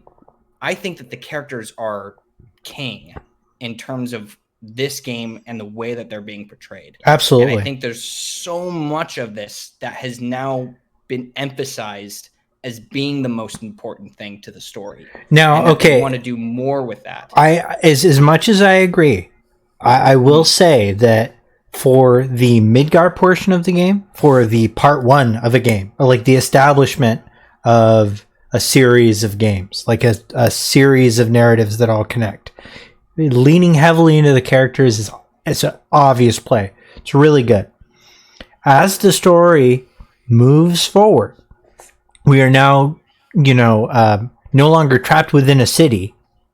We're within the walls of a city. It is now upgraded into an adventure.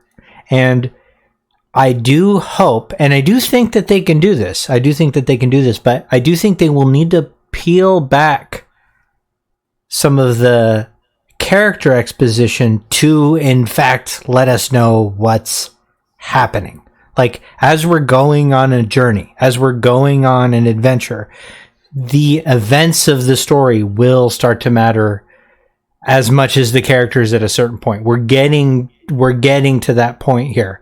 And so I do think that now was the really solid time to maybe not focus on the minutia of what's happening and, the specific chronology of events within this, several day period, like this 5-day period. While I'm not saying that isn't important, this is the time that you want to be spending developing these characters that are now going to go out into this big world and go into this. So if we see a little less characterization in future parts, just know that's probably why. And we do have new characters coming in. I'm sure we'll get their own arcs, etc. Oh God, I'm so stoked for that. Yeah, yeah, absolutely. It's gonna be super fun. Okay, I think what you said though is really important, and this is one of the things that I think why I had such a fixation on memories to begin with, is because you can do both. Yeah, you can build the world through the characters in this way of making both at the core of this discussion memories, because what is happening with the characters affects the world and vice versa. So as long as that conversation is happening, whether it's on the forefront, like in like the forefront of dialogue or not, like that's the thing that I was saying about the President Shinra thing. That moment is very isolated to a character moment for Barrett. Like he's calling out Barrett specifically, but that has a larger context that might not be a surface level observation. So if that's the case, then you can do literally anything in the game, like a side quest even, and illustrate that same point or bolster that conversation or develop it more or show off more of it and where it's going. So I think that you're right. It doesn't have to be that, but I'll say that so far Remake has sort of proved that it can have that conversation at the same time, both through the characters and some of the world function, I think. So hell yeah. Okay, so there is some really good questions that are showing up in chat, and I want you to know I will do my best to get there. We're going till 5:30, so we've got about 40 more minutes, and so I do want to get through the Discord questions simply because people spent some good time on that. And one of my favorite questions is from Maverick X, and Maverick X. just be patient with this question. So, could Ore Sephiroth have been living in the consciousness of Cloud since the Nibelheim incident as Cloud's ideal/remembered Sephiroth, much like how Aerith and Zack exist within Cloud's consciousness? And does that possibility that true Ore Sephiroth died at the Nibelheim incident, but a version of him lived on, locked away within Cloud's consciousness at the edge of creation, mean that Jenova has been the true antagonist wearing Sephiroth's face since OG all along? So essentially, yeah, I think from what you're asking, I think. Let me try and break that down for myself, just to make sure that I'm answering specifically, because I think that there's some parts about that seem accurate to what I believe, but then there's certain things that I think I've mentioned that sort of are contradictory to that, or at least I would try and illustrate them in my own words to better answer the question a little bit better. So Ore Sephiroth, coming from the Nibelheim incident, is like the truest form of who we know as a Sephiroth that is his own sort of person. Watashi is the one that is fragmented, a fragmented part of like who we understand as Sephiroth, but mostly controlled by Jenova. And I'm not like listing facts. This is just what I go through in the video. So, and that's one of the things I think that was always weird to me, even in Advent Children, is that he seems like a very like a shadow of a Sephiroth rather than a Sephiroth himself in that movie. Like completely pale, almost like dead, being like a body like moving around, like unblinking, like supposed to be very alien.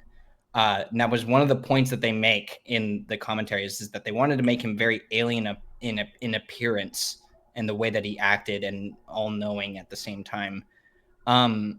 The point of Ore at the end of the game is that the memories that make up who he was were discarded completely after his defeat with Cloud. So he wasn't in control then, but now he is less of who he was, more so after Final Fantasy VII. The goal of Sephiroth in Remake is to reclaim all of those memories that make up the person that was Ore Sephiroth from the beginning. The person with his own independent memories of like Zack and Angeal and Genesis, like all of those things that make up the core of what we know of will and consciousness in Final Fantasy VII.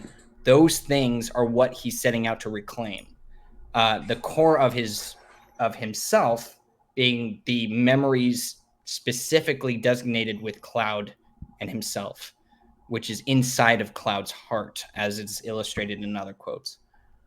So the point of Sephiroth to avert his mother's control is to say, I just want, if I can just get the memories of all of those things that make up who I am, then I can just avert her control completely.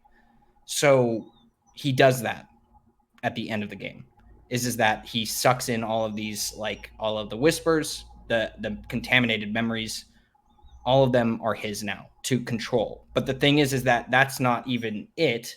He also needs to combine that with the center of that will, which is inside of Cloud, hence Edge of Creation, which we know to be the part of Cloud's mind.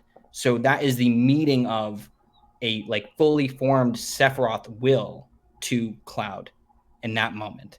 So it is the journey to avert Jenova's will. That is what Remake's story is telling, in my opinion. And for like the point of the video, I hope that I illustrated that well enough. And it's and one of the things that I don't think gets illustrated enough in the video, but I try to, is that it's literally the journey that Cloud takes in the original game that Sephiroth is taking for himself. Right. He's the villain taking the journey of the protagonist. So that's, I think, why people are also sort of connecting to Sephiroth in a different way than they usually are, is because he's literally gaining the thing that our protagonist gained for himself before. But also now having gotten that, he's not allowing to be removed by Cloud, because Cloud is now a weaker character because of what Sephiroth has done. And Sephiroth is also now more fully formed than he was in the original game. So you have the battle at the end of Final Fantasy VII happening at the end of Remake, where he loses, Cloud loses. And that's because Sephiroth is in the position of Cloud, and Cloud is in the position of Sephiroth. Is that this is somebody who's almost like occupying Sephiroth's space now inside of Cloud's mind. So he's like he swats away the sword to signify that is like what you're trying to do, the memories, these false memories that you're relying on, represented in the Buster Sword, are like not completed. You are not a complete person, but I, Sephiroth, am. So kind of a fuck you at the end there. I think that I made my point. You did. You absolutely did. I think it's real clear. I could just post that and just take down the other video. There we go. Everybody clear out of the unsubscribe. We're clearing this space out for one video. Starting a new YouTube channel. Perfect. Thank you. Good night. See you later. I'm sorry. Was there something else? Yeah.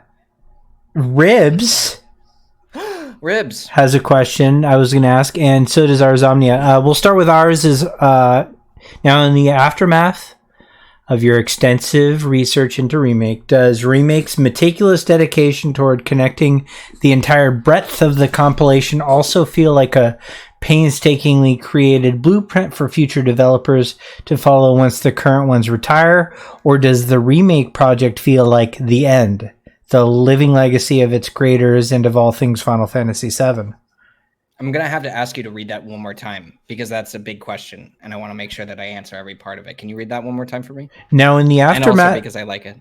Now in the aftermath of your extensive research into Remake, does Remake's meticulous dedication toward connecting the entire breadth of the compilation also feel like a painstakingly created blueprint for future developers to follow once the current ones retire? Or does the Remake project feel like the end, the living legacy of its creators and of all things Final Fantasy VII? How weird is it to say that I think both are true? I think that I do think that the compilation, that I think is pretty fucking weird. so many people really dislike the compilation. I totally understand it. Yes. I think, though, that something that comes up a lot as a creator, for like myself, looking at the extensive amount of time that it is seemingly taken all of these creators, no matter who's directing it or writing it or a part of Final Fantasy VII, there has been a huge amount of thought and consideration to the behind the scenes of how everything works in the story. Right. And it doesn't matter if the game is bad. It's like, how do we evolve what we know true to ourselves of what we understand of Final Fantasy VII completely, to like understand it as the creator as a whole, like every aspect of it, like how do we consider every single piece of it and then collectively form it. I think that is what the compilation demonstrates, is an understanding of that, is an understanding of that story, not done well necessarily and not completed, definitely, which definitely hurts it. Not only being like that certain games are just completely unplayable to most people. Yeah. But I think that's where I see this as the end, which is what Remake is. Remake is the complete conclusion of that idea. And I also think that it's the pinnacle of everything that something like the compilation should have been, which is like sticking true to every element of Final Fantasy VII, rather than like, let's reinvent combat, right? Like in a weird way through this one character. Let's make a shooting game and then make a Final Fantasy VII game. I'm sorry, DOC. I love you, but that's just not how this works. In this game, you have the culmination of the story, but also a completed battle system. Right. One that people praise as being amazing, and one that has only gotten better with DLC, which makes me 10 times more excited for the game than I was ever before. I was like, now not only is this game's story so intricately built, the combat system makes it playable alone. That was one of the things that sorry, Kingdom Hearts fans, I love Kingdom Hearts 2's like gameplay. I love how that game feels. I had no idea what was going on in the story. So this is a beautiful union of a completely thought out world from the original all the way through the compilation to now, and the gameplay of a seriously well built and crafted battle system, like unbelievably so. Yes. And something that Gene GL is bringing up, and one of the first things that came into my head was this 2015 thing that I think he just linked. He did, yeah. Is that in 2015, the idea of Remake was to streamline the compilation into Remake. Like, tell the stories without the wrinkles in it, I think are the words. Right. That are used by Nomura. Like, which is what they did, yeah. Right, exactly. And it even uses the word integrate in it. I know. And in so 2015, and that triggered me so hard. I was like, you bastard. I know. And so I will admit that is one of the most annoying elements of the quote unquote narrative about this game. And I won't rant too hard, is that, they said that they were done with the compilation. No, they haven't. They never said that. There is 2015. There 2015 they said that. There are several either just drastically misunderstood quotes that got turned into clickbait articles that said that, including Famitsu. Like, there's a Famitsu article where Nomura talks about the compilation, and he's specifically talking about two characters from the compilation that are not going to appear in Remake. But clickbait articles cut the actual quote to not include that, and then said the compilation will not be part of Final Fantasy VII Remake. Like, it's unreal. There's a surprising amount of proof that's been very well accessible that says compilation is going to be part of Remake since 2015, which, by the way, was when Remake was announced. So that is an insane claim that I hear in a lot of in a certain person's videos, not in here. There's a person I've been arguing with on their YouTube channel. So beside that, I do want to just put that to rest. I'm going to say something about the compilation that might surprise people. I love the compilation. I don't like a single individual part of it. I don't like Crisis Core. Like, to play it, I find it hard to play. At the time it came out, it blew my mind because I'm like, this is great for a PSP game. But like now, I don't like it. Advent Children, I love a lot of the stuff in Advent Children. I always, like, the moment I watched the Sephiroth fight at the end of Advent Children, I was like, I wish that was in a game. and then everything else here, like, I don't like it. But I loved all the art. I loved all the creativity that went in that. I didn't want that to be wasted. I want none of that to be gone. I didn't want it to be disappeared from existence. Even Dirge of Cerberus. Like, when I saw Nero and Vice as a concept, I was like, man, too bad these guys are in a Vincent game. You know, like, not that I dislike Vincent. Too bad they're in this weird PS2 shooter game when the PS3 is currently out. Like, it was like that. But I liked a lot of the concepts. So I love that now I'm getting the compilation, which I love, but in a way I like it instead of in a way I hated it. You know, so that's what I think is happening with Remake, and that's what's been happening since the beginning.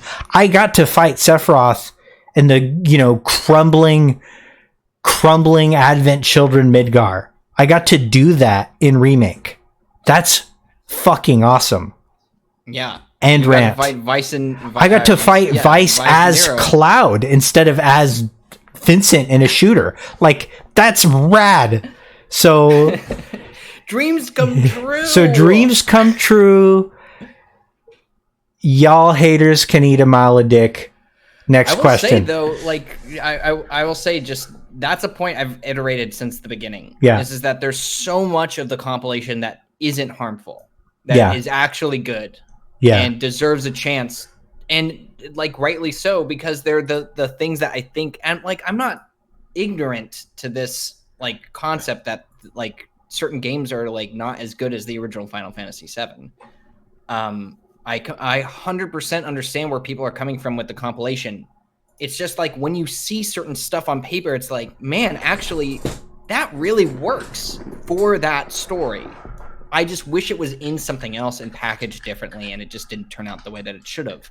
Like, most of Before Crisis is like, why wasn't this, like, in a really officially, like, well-crafted, like, AAA, like, modern version of Final Fantasy VII? That's kind of what we're getting. Alfie, which I'm trying to get used to saying, I hate that.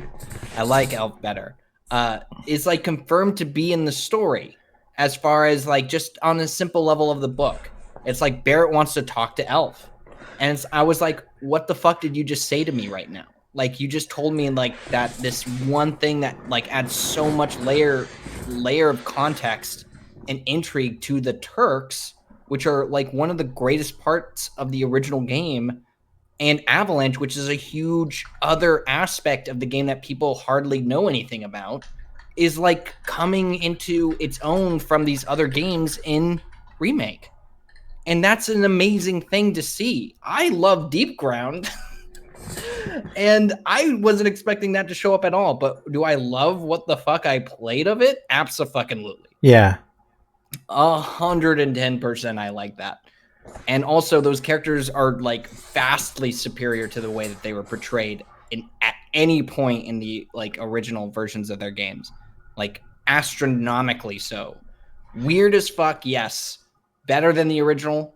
Absolutely. Without question. And moving forward, we've got a lot of opportunity for that. Like, you know, like, it defied physics in the most upsetting way that, like, that somehow you could propel Cloud further with jumping in midair during the Bahamut Sin fight. Like, I hated that. I hope they don't do that. But I like Bahamut Sin. I want Bahamut Sin as a summon in future parts. I want Bahamut Fury, you know? Like, I want... You know where you fight Bahamut Sin? You fight him in Lucrezia's cave. And that's what comes out of the... That's right.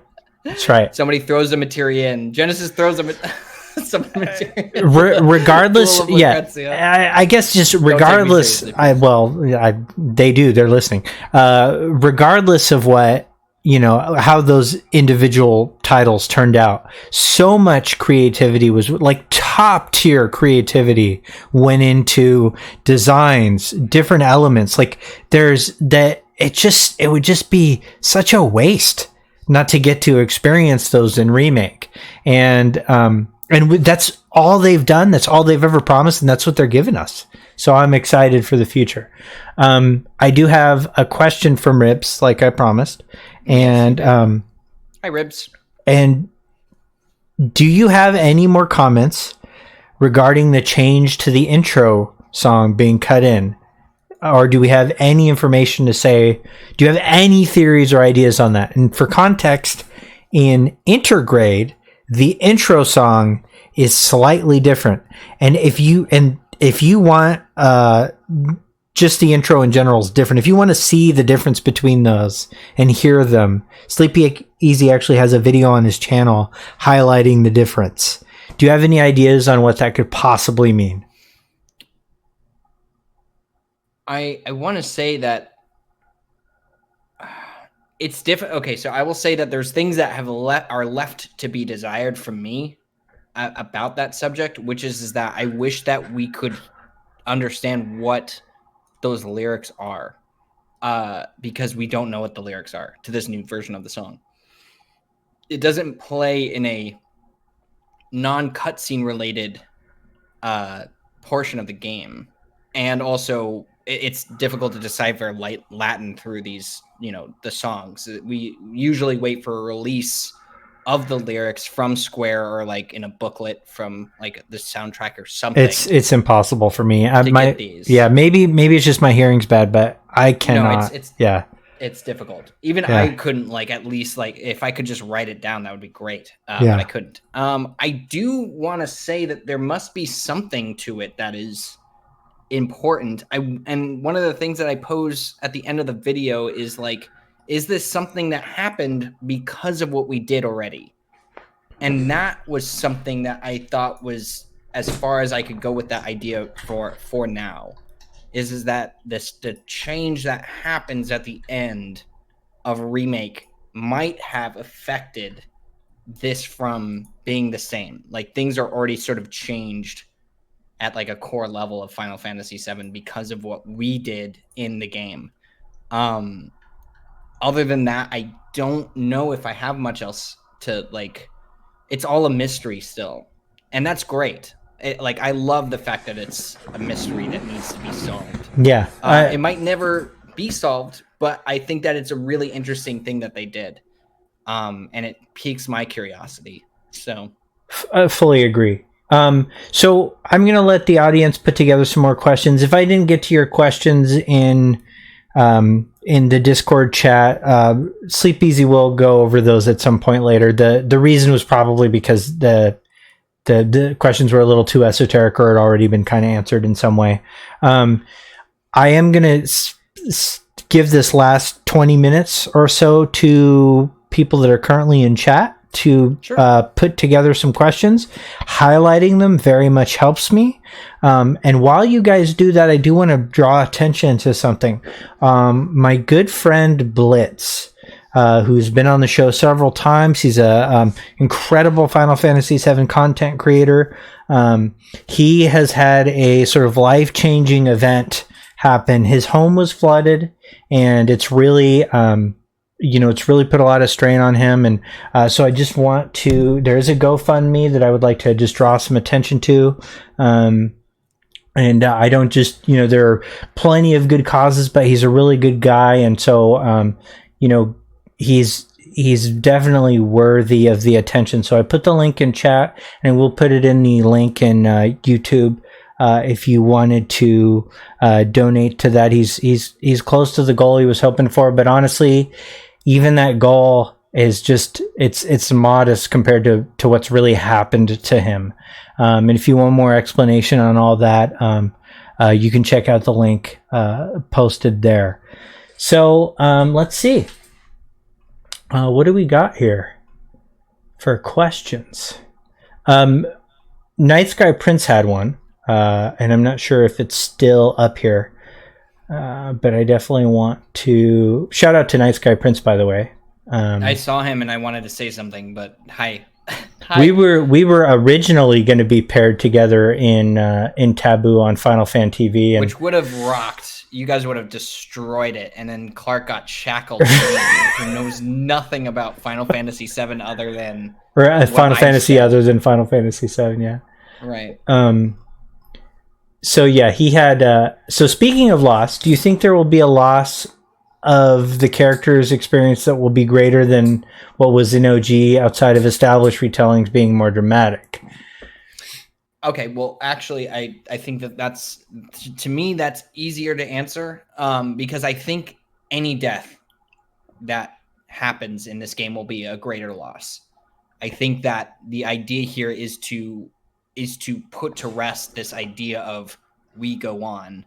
It's like that doesn't happen anymore. I think that's sort of where I stand.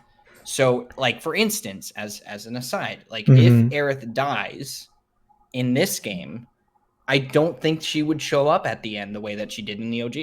Yeah. I just don't think that anymore. So just in that simple way, death is not like just sudden. It's completely like the meaning of it in terms of going on through the world system no longer exists. In my mind, I'm saying this specifically from the context of my video. That's how I think I'm trying to phrase those things. So if anyone were to die, that would also happen. So I think just instinctively what part 1 does is it just raises the stakes. It just raises the stake of anything happening. Any action means more with the context of this could all lead to a terrible end for everybody involved if it's not handled properly. And if we fail, there's a greater thing that will be lost. I don't think that it's like necessary. I think it's necessary to keep the idea of loss, though. So I don't think that like there shouldn't be any of that at all. I think that it's about how deeply this affects you. That is, I think, more of the framing that they want to take with this now is that it's like, instead of it just being about loss and the suddenness of it, it's like, how do you cope with this? Really cope with this without the help of like other people, or how do you deal with this on your own inside of yourself? Because that stuff is so much more. Like that was one of the things that I think again wasn't highlighted very much in my video, only because I didn't really have time. Is that one of the things that Nojima states at the end of AC is that Cloud's journey hasn't been concluded there. It's just that just because he stood up in one instance to fight against the thing that was like trying to, himself, that he essentially is fighting himself and only confronted that once, is not the end of the journey. It's the beginning of it. And I think that that's insanely important to realize is that loss doesn't just occur once, right? Like loss doesn't just occur in the moment and then is dealt with and that's it. Loss can deeply affect who you are for the rest of your life. And that's not just something that you come across once. You deal with it over and over and over again with more understanding and more of a perspective, and trying to go on with yourself with that sometimes, depending on who that is to you. It's a lifelong journey sometimes. So with that being said, I think suddenness is important to the original as an effective moment to really solidify what that might feel like. Not to me, not necessarily to the furthest extent, but it illustrates the point of it from an artistic perspective of suddenness of those kinds of things. I don't think it ever executes the full extent of what going through that is like. And maybe I'm wrong, and maybe people think that I'm wrong, that it doesn't, that it does. I don't think so. I don't think that concept is fully explored.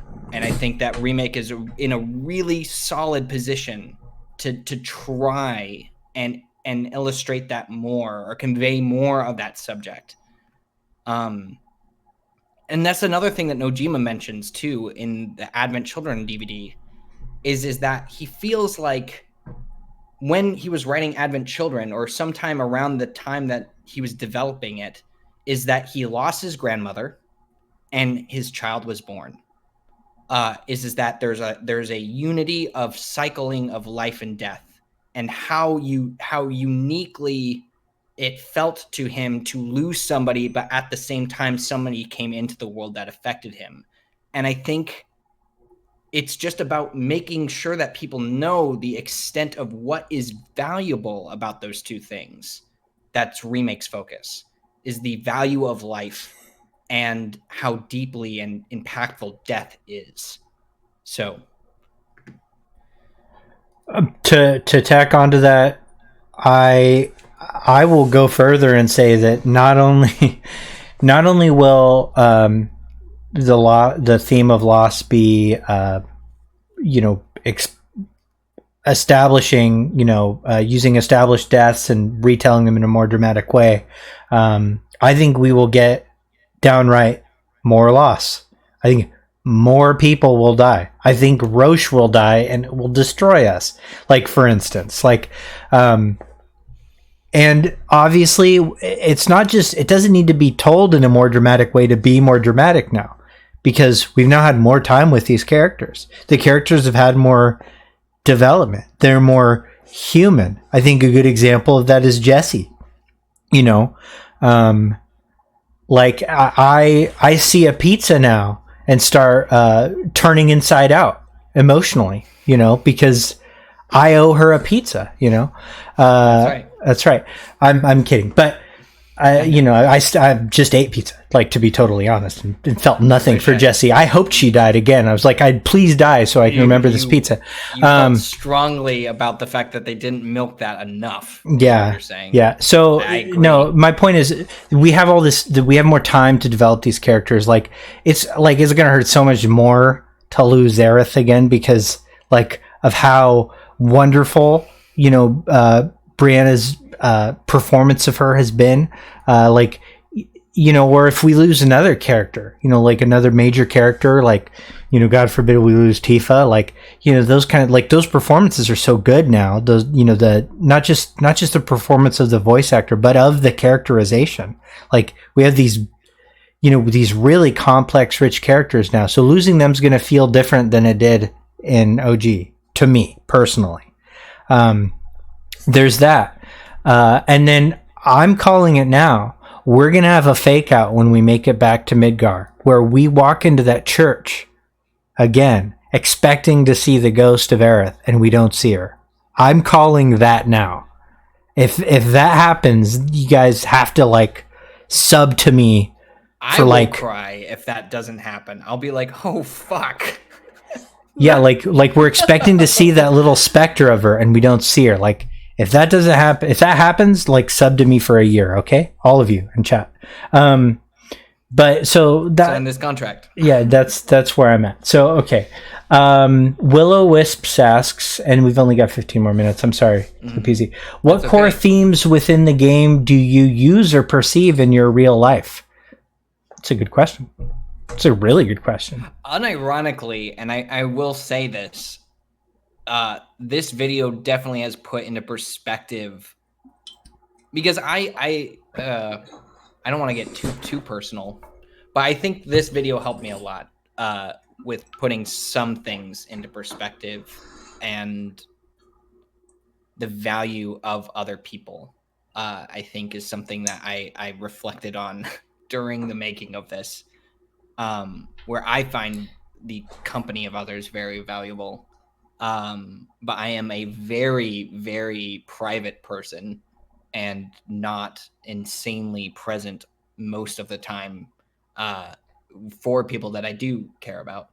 And I think one of the things that I learned about through just this particular idea of memories and how valuable things can be, I think that it's just important that, if you do value other people, that you show up at least. Damn. Are present. Damn, son. Oof. I think it's important to just, even if it's not like a huge extension of kindness, I think it's just important to be present in people's lives that care about you. I think that's something that I know that sounds a lot like really, really intensely deep, and maybe that is, or way too personal. I think that it's something that a lot of people struggle with. Absolutely. Because I think a lot of people choose to be very singular in what they do and how they act and what they value. But I will say that people around you, if that you value them, it's most likely that they do the same thing to you. So it's important to also be on the other side, feeding that back a little bit. In just being there. There's a movie about it. Go check it out. Not Final Fantasy VII related.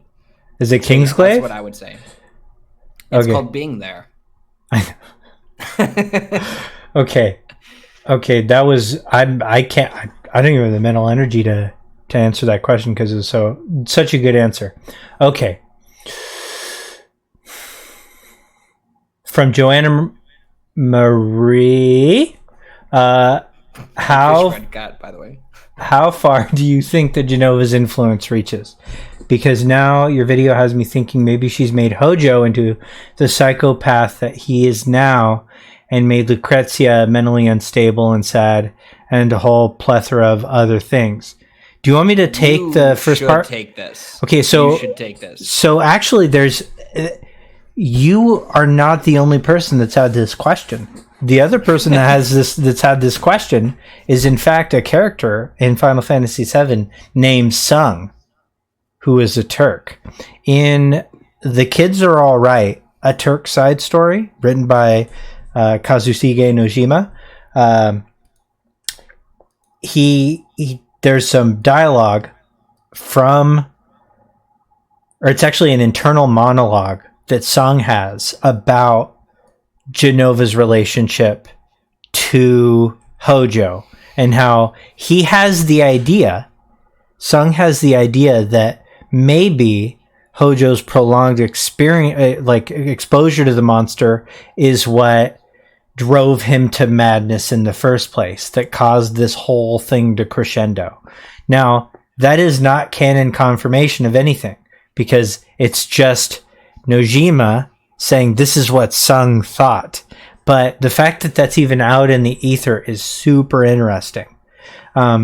So my guess is that the answer is probably yes, and will be explored heavily, not only in future parts, but maybe even a little bit next month in The First Soldier when that is released. Do you have anything to tack onto that? No. I actually think that it's just important to note is that this conversation has been happening really prominently in the compilation before Remake ever came out. Is that how much influence does Jenova have? And that seemingly gets illustrated more and more so as time goes on. So yes, I think that your answer is everything I would have said about it. Predictions as to when we'll see the next game announced. Soon. I think we will see the next game announced by March of next year. In regards to what's being announced next, I think Final Fantasy 16 is going to be announced, or is going to get a new trailer next week. I'm full clown costume. Don't care. I'm extremely confident. I feel like this would be the time to do it. Yeah. If I'm being honest. So, yeah, I agree with you.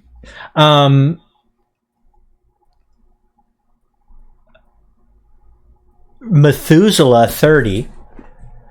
Do you think Alpha may be in part 2? And do you think that player Turks will get their introduction they deserve in the remake? Also, what do you think of Indigo 11 and Cobalt 12, as well as Dene showing up in Cosmo Canyon now? Okay, I definitely don't think that there will be more of the Red 13 tribe that you're describing. I think the Nanakites. I think that it would be really interesting to see them mentioned somewhere as like a reference. But I think because it's early concept Final Fantasy VII, that it's less likely than like a compilation element. Right, we might see a nod or something. Yeah, I expect. One? Oh, maybe the Before Crisis. Dene? Interest. Yeah, I think we might get this was another thing that they illustrated in that 2015 interview is that the way that they would be addressing certain characters is that through dialogue, or just a mention of them in dialogue could be possible, or them showing up, or some of them not at all, depending on how important they are. I think because the Red 13 thing is illustrated as him having kids, I think it would bump that up to likely, but maybe not physically present. That would like a nod or something like that. A nod. But if she does, I have no fucking complaints over that whatsoever. If she shows up, it'll be in a way that Red 13 or even like the party doesn't see. Like it'll be off screen. Just real quick, in order of likeliness, Elfie, I don't even want to put that into the world because it'd be so awesome if it happened.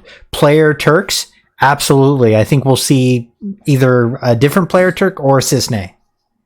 Yes, Cisne I think is the most likely of them. I've been like hoping and saying this on stream forever is that I think Elfie will be in the game.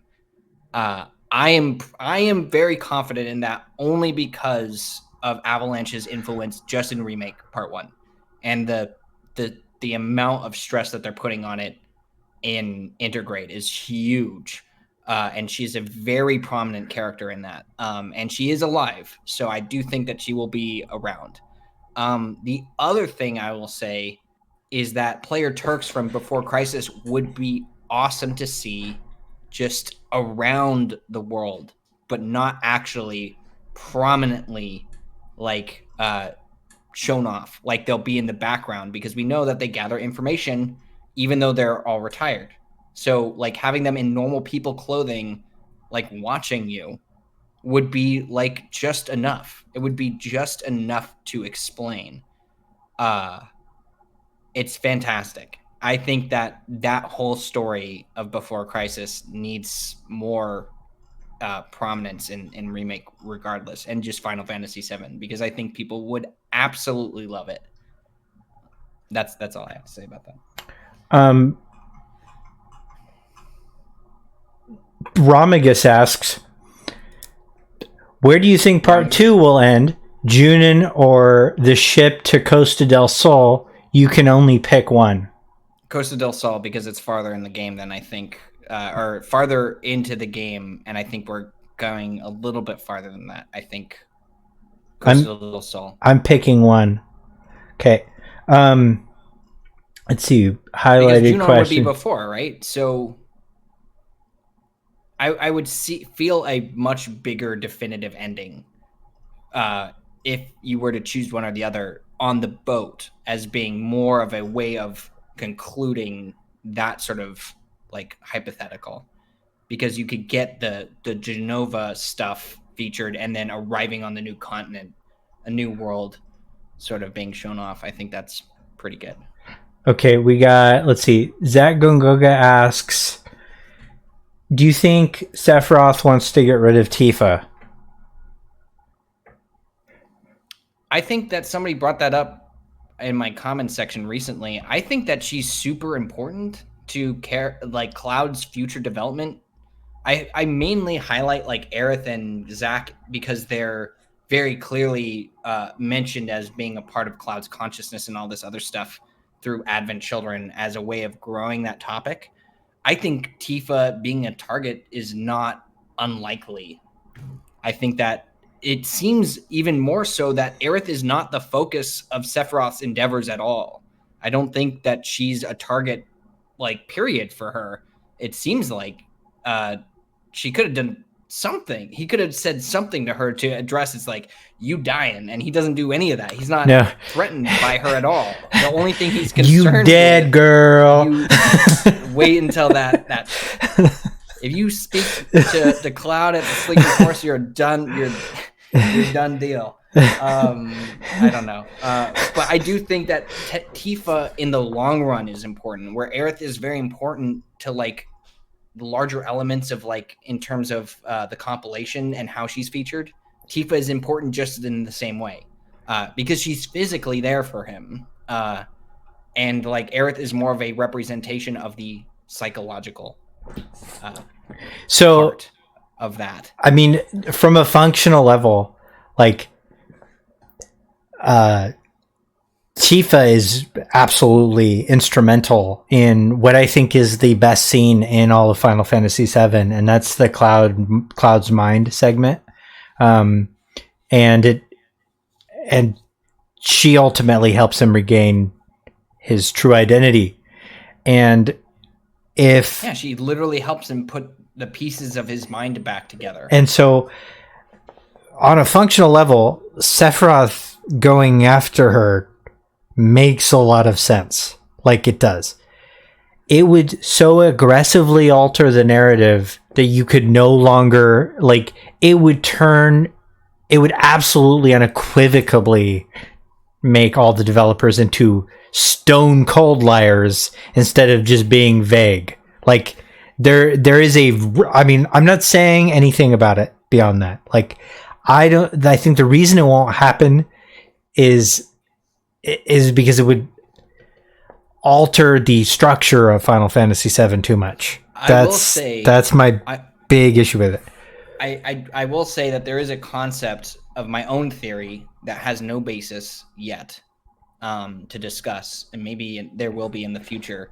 But there is a theory that I presented specifically to Clark about where this would overall end up in terms of like what the importance of like Sephiroth being where he is at the end of the game and where Cloud is mentally at this point in the game and how that develops into the future and how Cloud is still fragmented and what would happen if he were to become like completely whole as himself in the way that we understand it at that point in the game and what that would mean to Sephiroth. I feel like that moment after Cloud's like reformation happens, I feel like that would be the moment where something would happen to Tifa. Somewhere in that section of the game where it's like she's already accomplished that part and then something would happen to her. I'm not saying that I want that to happen. I foresee some things that I can't speak about because I think that eventually I will probably make a video on this particular idea, but there's not enough to bolster it yet. I think that's where it's going to go. But again, like Clark said, is that I think people would be extremely upset and if anything happened that was that extreme. Right. And I'm not saying that should be like the guiding force of it. I think they're pot committed to be different enough that there is a new story of Final Fantasy VII Remake. That's true. But I think they've followed a pretty solid formula thus far, and it's like 95% the same, 5% of deviation, and that includes intermission, even though only 1% of that, like, chronologically was different, or like a deviation from what we know. It was 5%, like, metaphorically, in terms of how much it impacts the future. I think they're going to stay with that. And if there's anything that I think they shouldn't do, it's probably that. I don't think they should kill Tifa because I just don't think they'd survive it. I'm just to be totally clear, I don't think they'd survive it. Okay. Unfortunately, that kind of ends our day. This has been a great SEAL Team 7. Lots of juicy stuff. And do you have any closing thoughts for us, Sleepezi?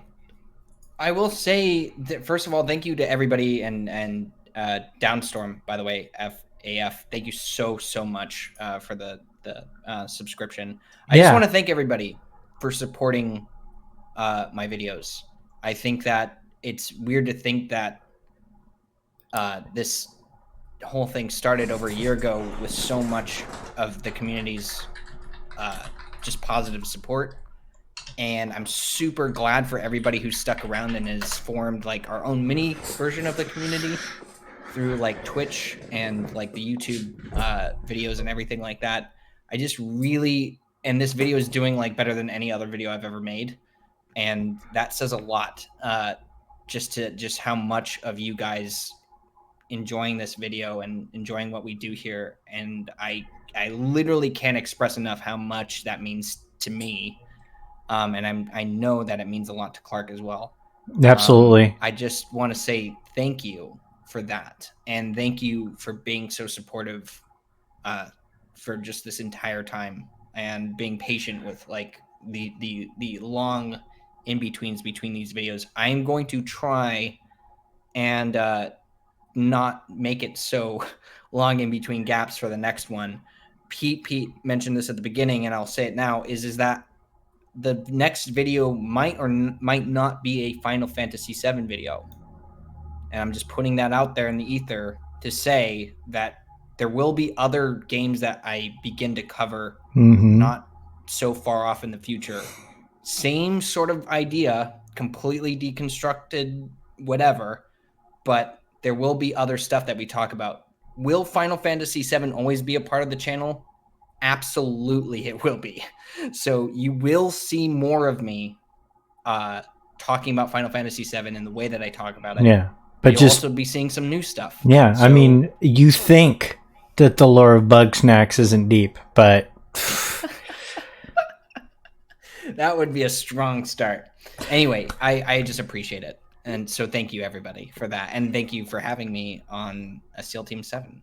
Yeah, and thank you. And this has been quite a fun journey. And I'm really proud of you. And I'm really proud of this video. I'm... the amount of work you do, I don't think people really understand it, but you've been working on this for, like, when I say you've been working on this for months, what I really mean is you've been working on it for weeks straight. Like, it's been 8 hours a day on this video for weeks. So this is a serious amount of work. And it's really paid off. This is my favorite video you've done. And I'm really excited, and I'm excited for your future. And it was also very fun to be on Final Fan TV and play Taboo with you, despite the fact that it was rigged. But I do want to say that one of the best, and this is going to be the end of the show, because we're going to raid, and we're going to raid Tatsu, who described the Emerald the weapon as wet, strong, and in the Sephiroth game. That was his description from Taboo for the Emerald weapon. And Bear Boy J-Dub, who's in the chat right now, had the most hilarious description of Mr. Dolphin. So please check out our Taboo game yesterday on Final Fan TV. And last and most importantly, please go to that GoFundMe link for our boy Blitz. He needs your help. He's a great friend and a great dude, and he really does a lot for the Final Fantasy VII community. So we're going to raid Tatsu now, and so give him a warm welcome and tell him how much we love him. And I love you guys all, and I'll see you within the next 2 weeks for another episode. Thank you so much, Clark, and thank you everybody again. Okay, raid time. Raid! Have a good night, everybody. Bye. Mookies, if you have them. And bats. 6, 5, 4, 3, 2, 1.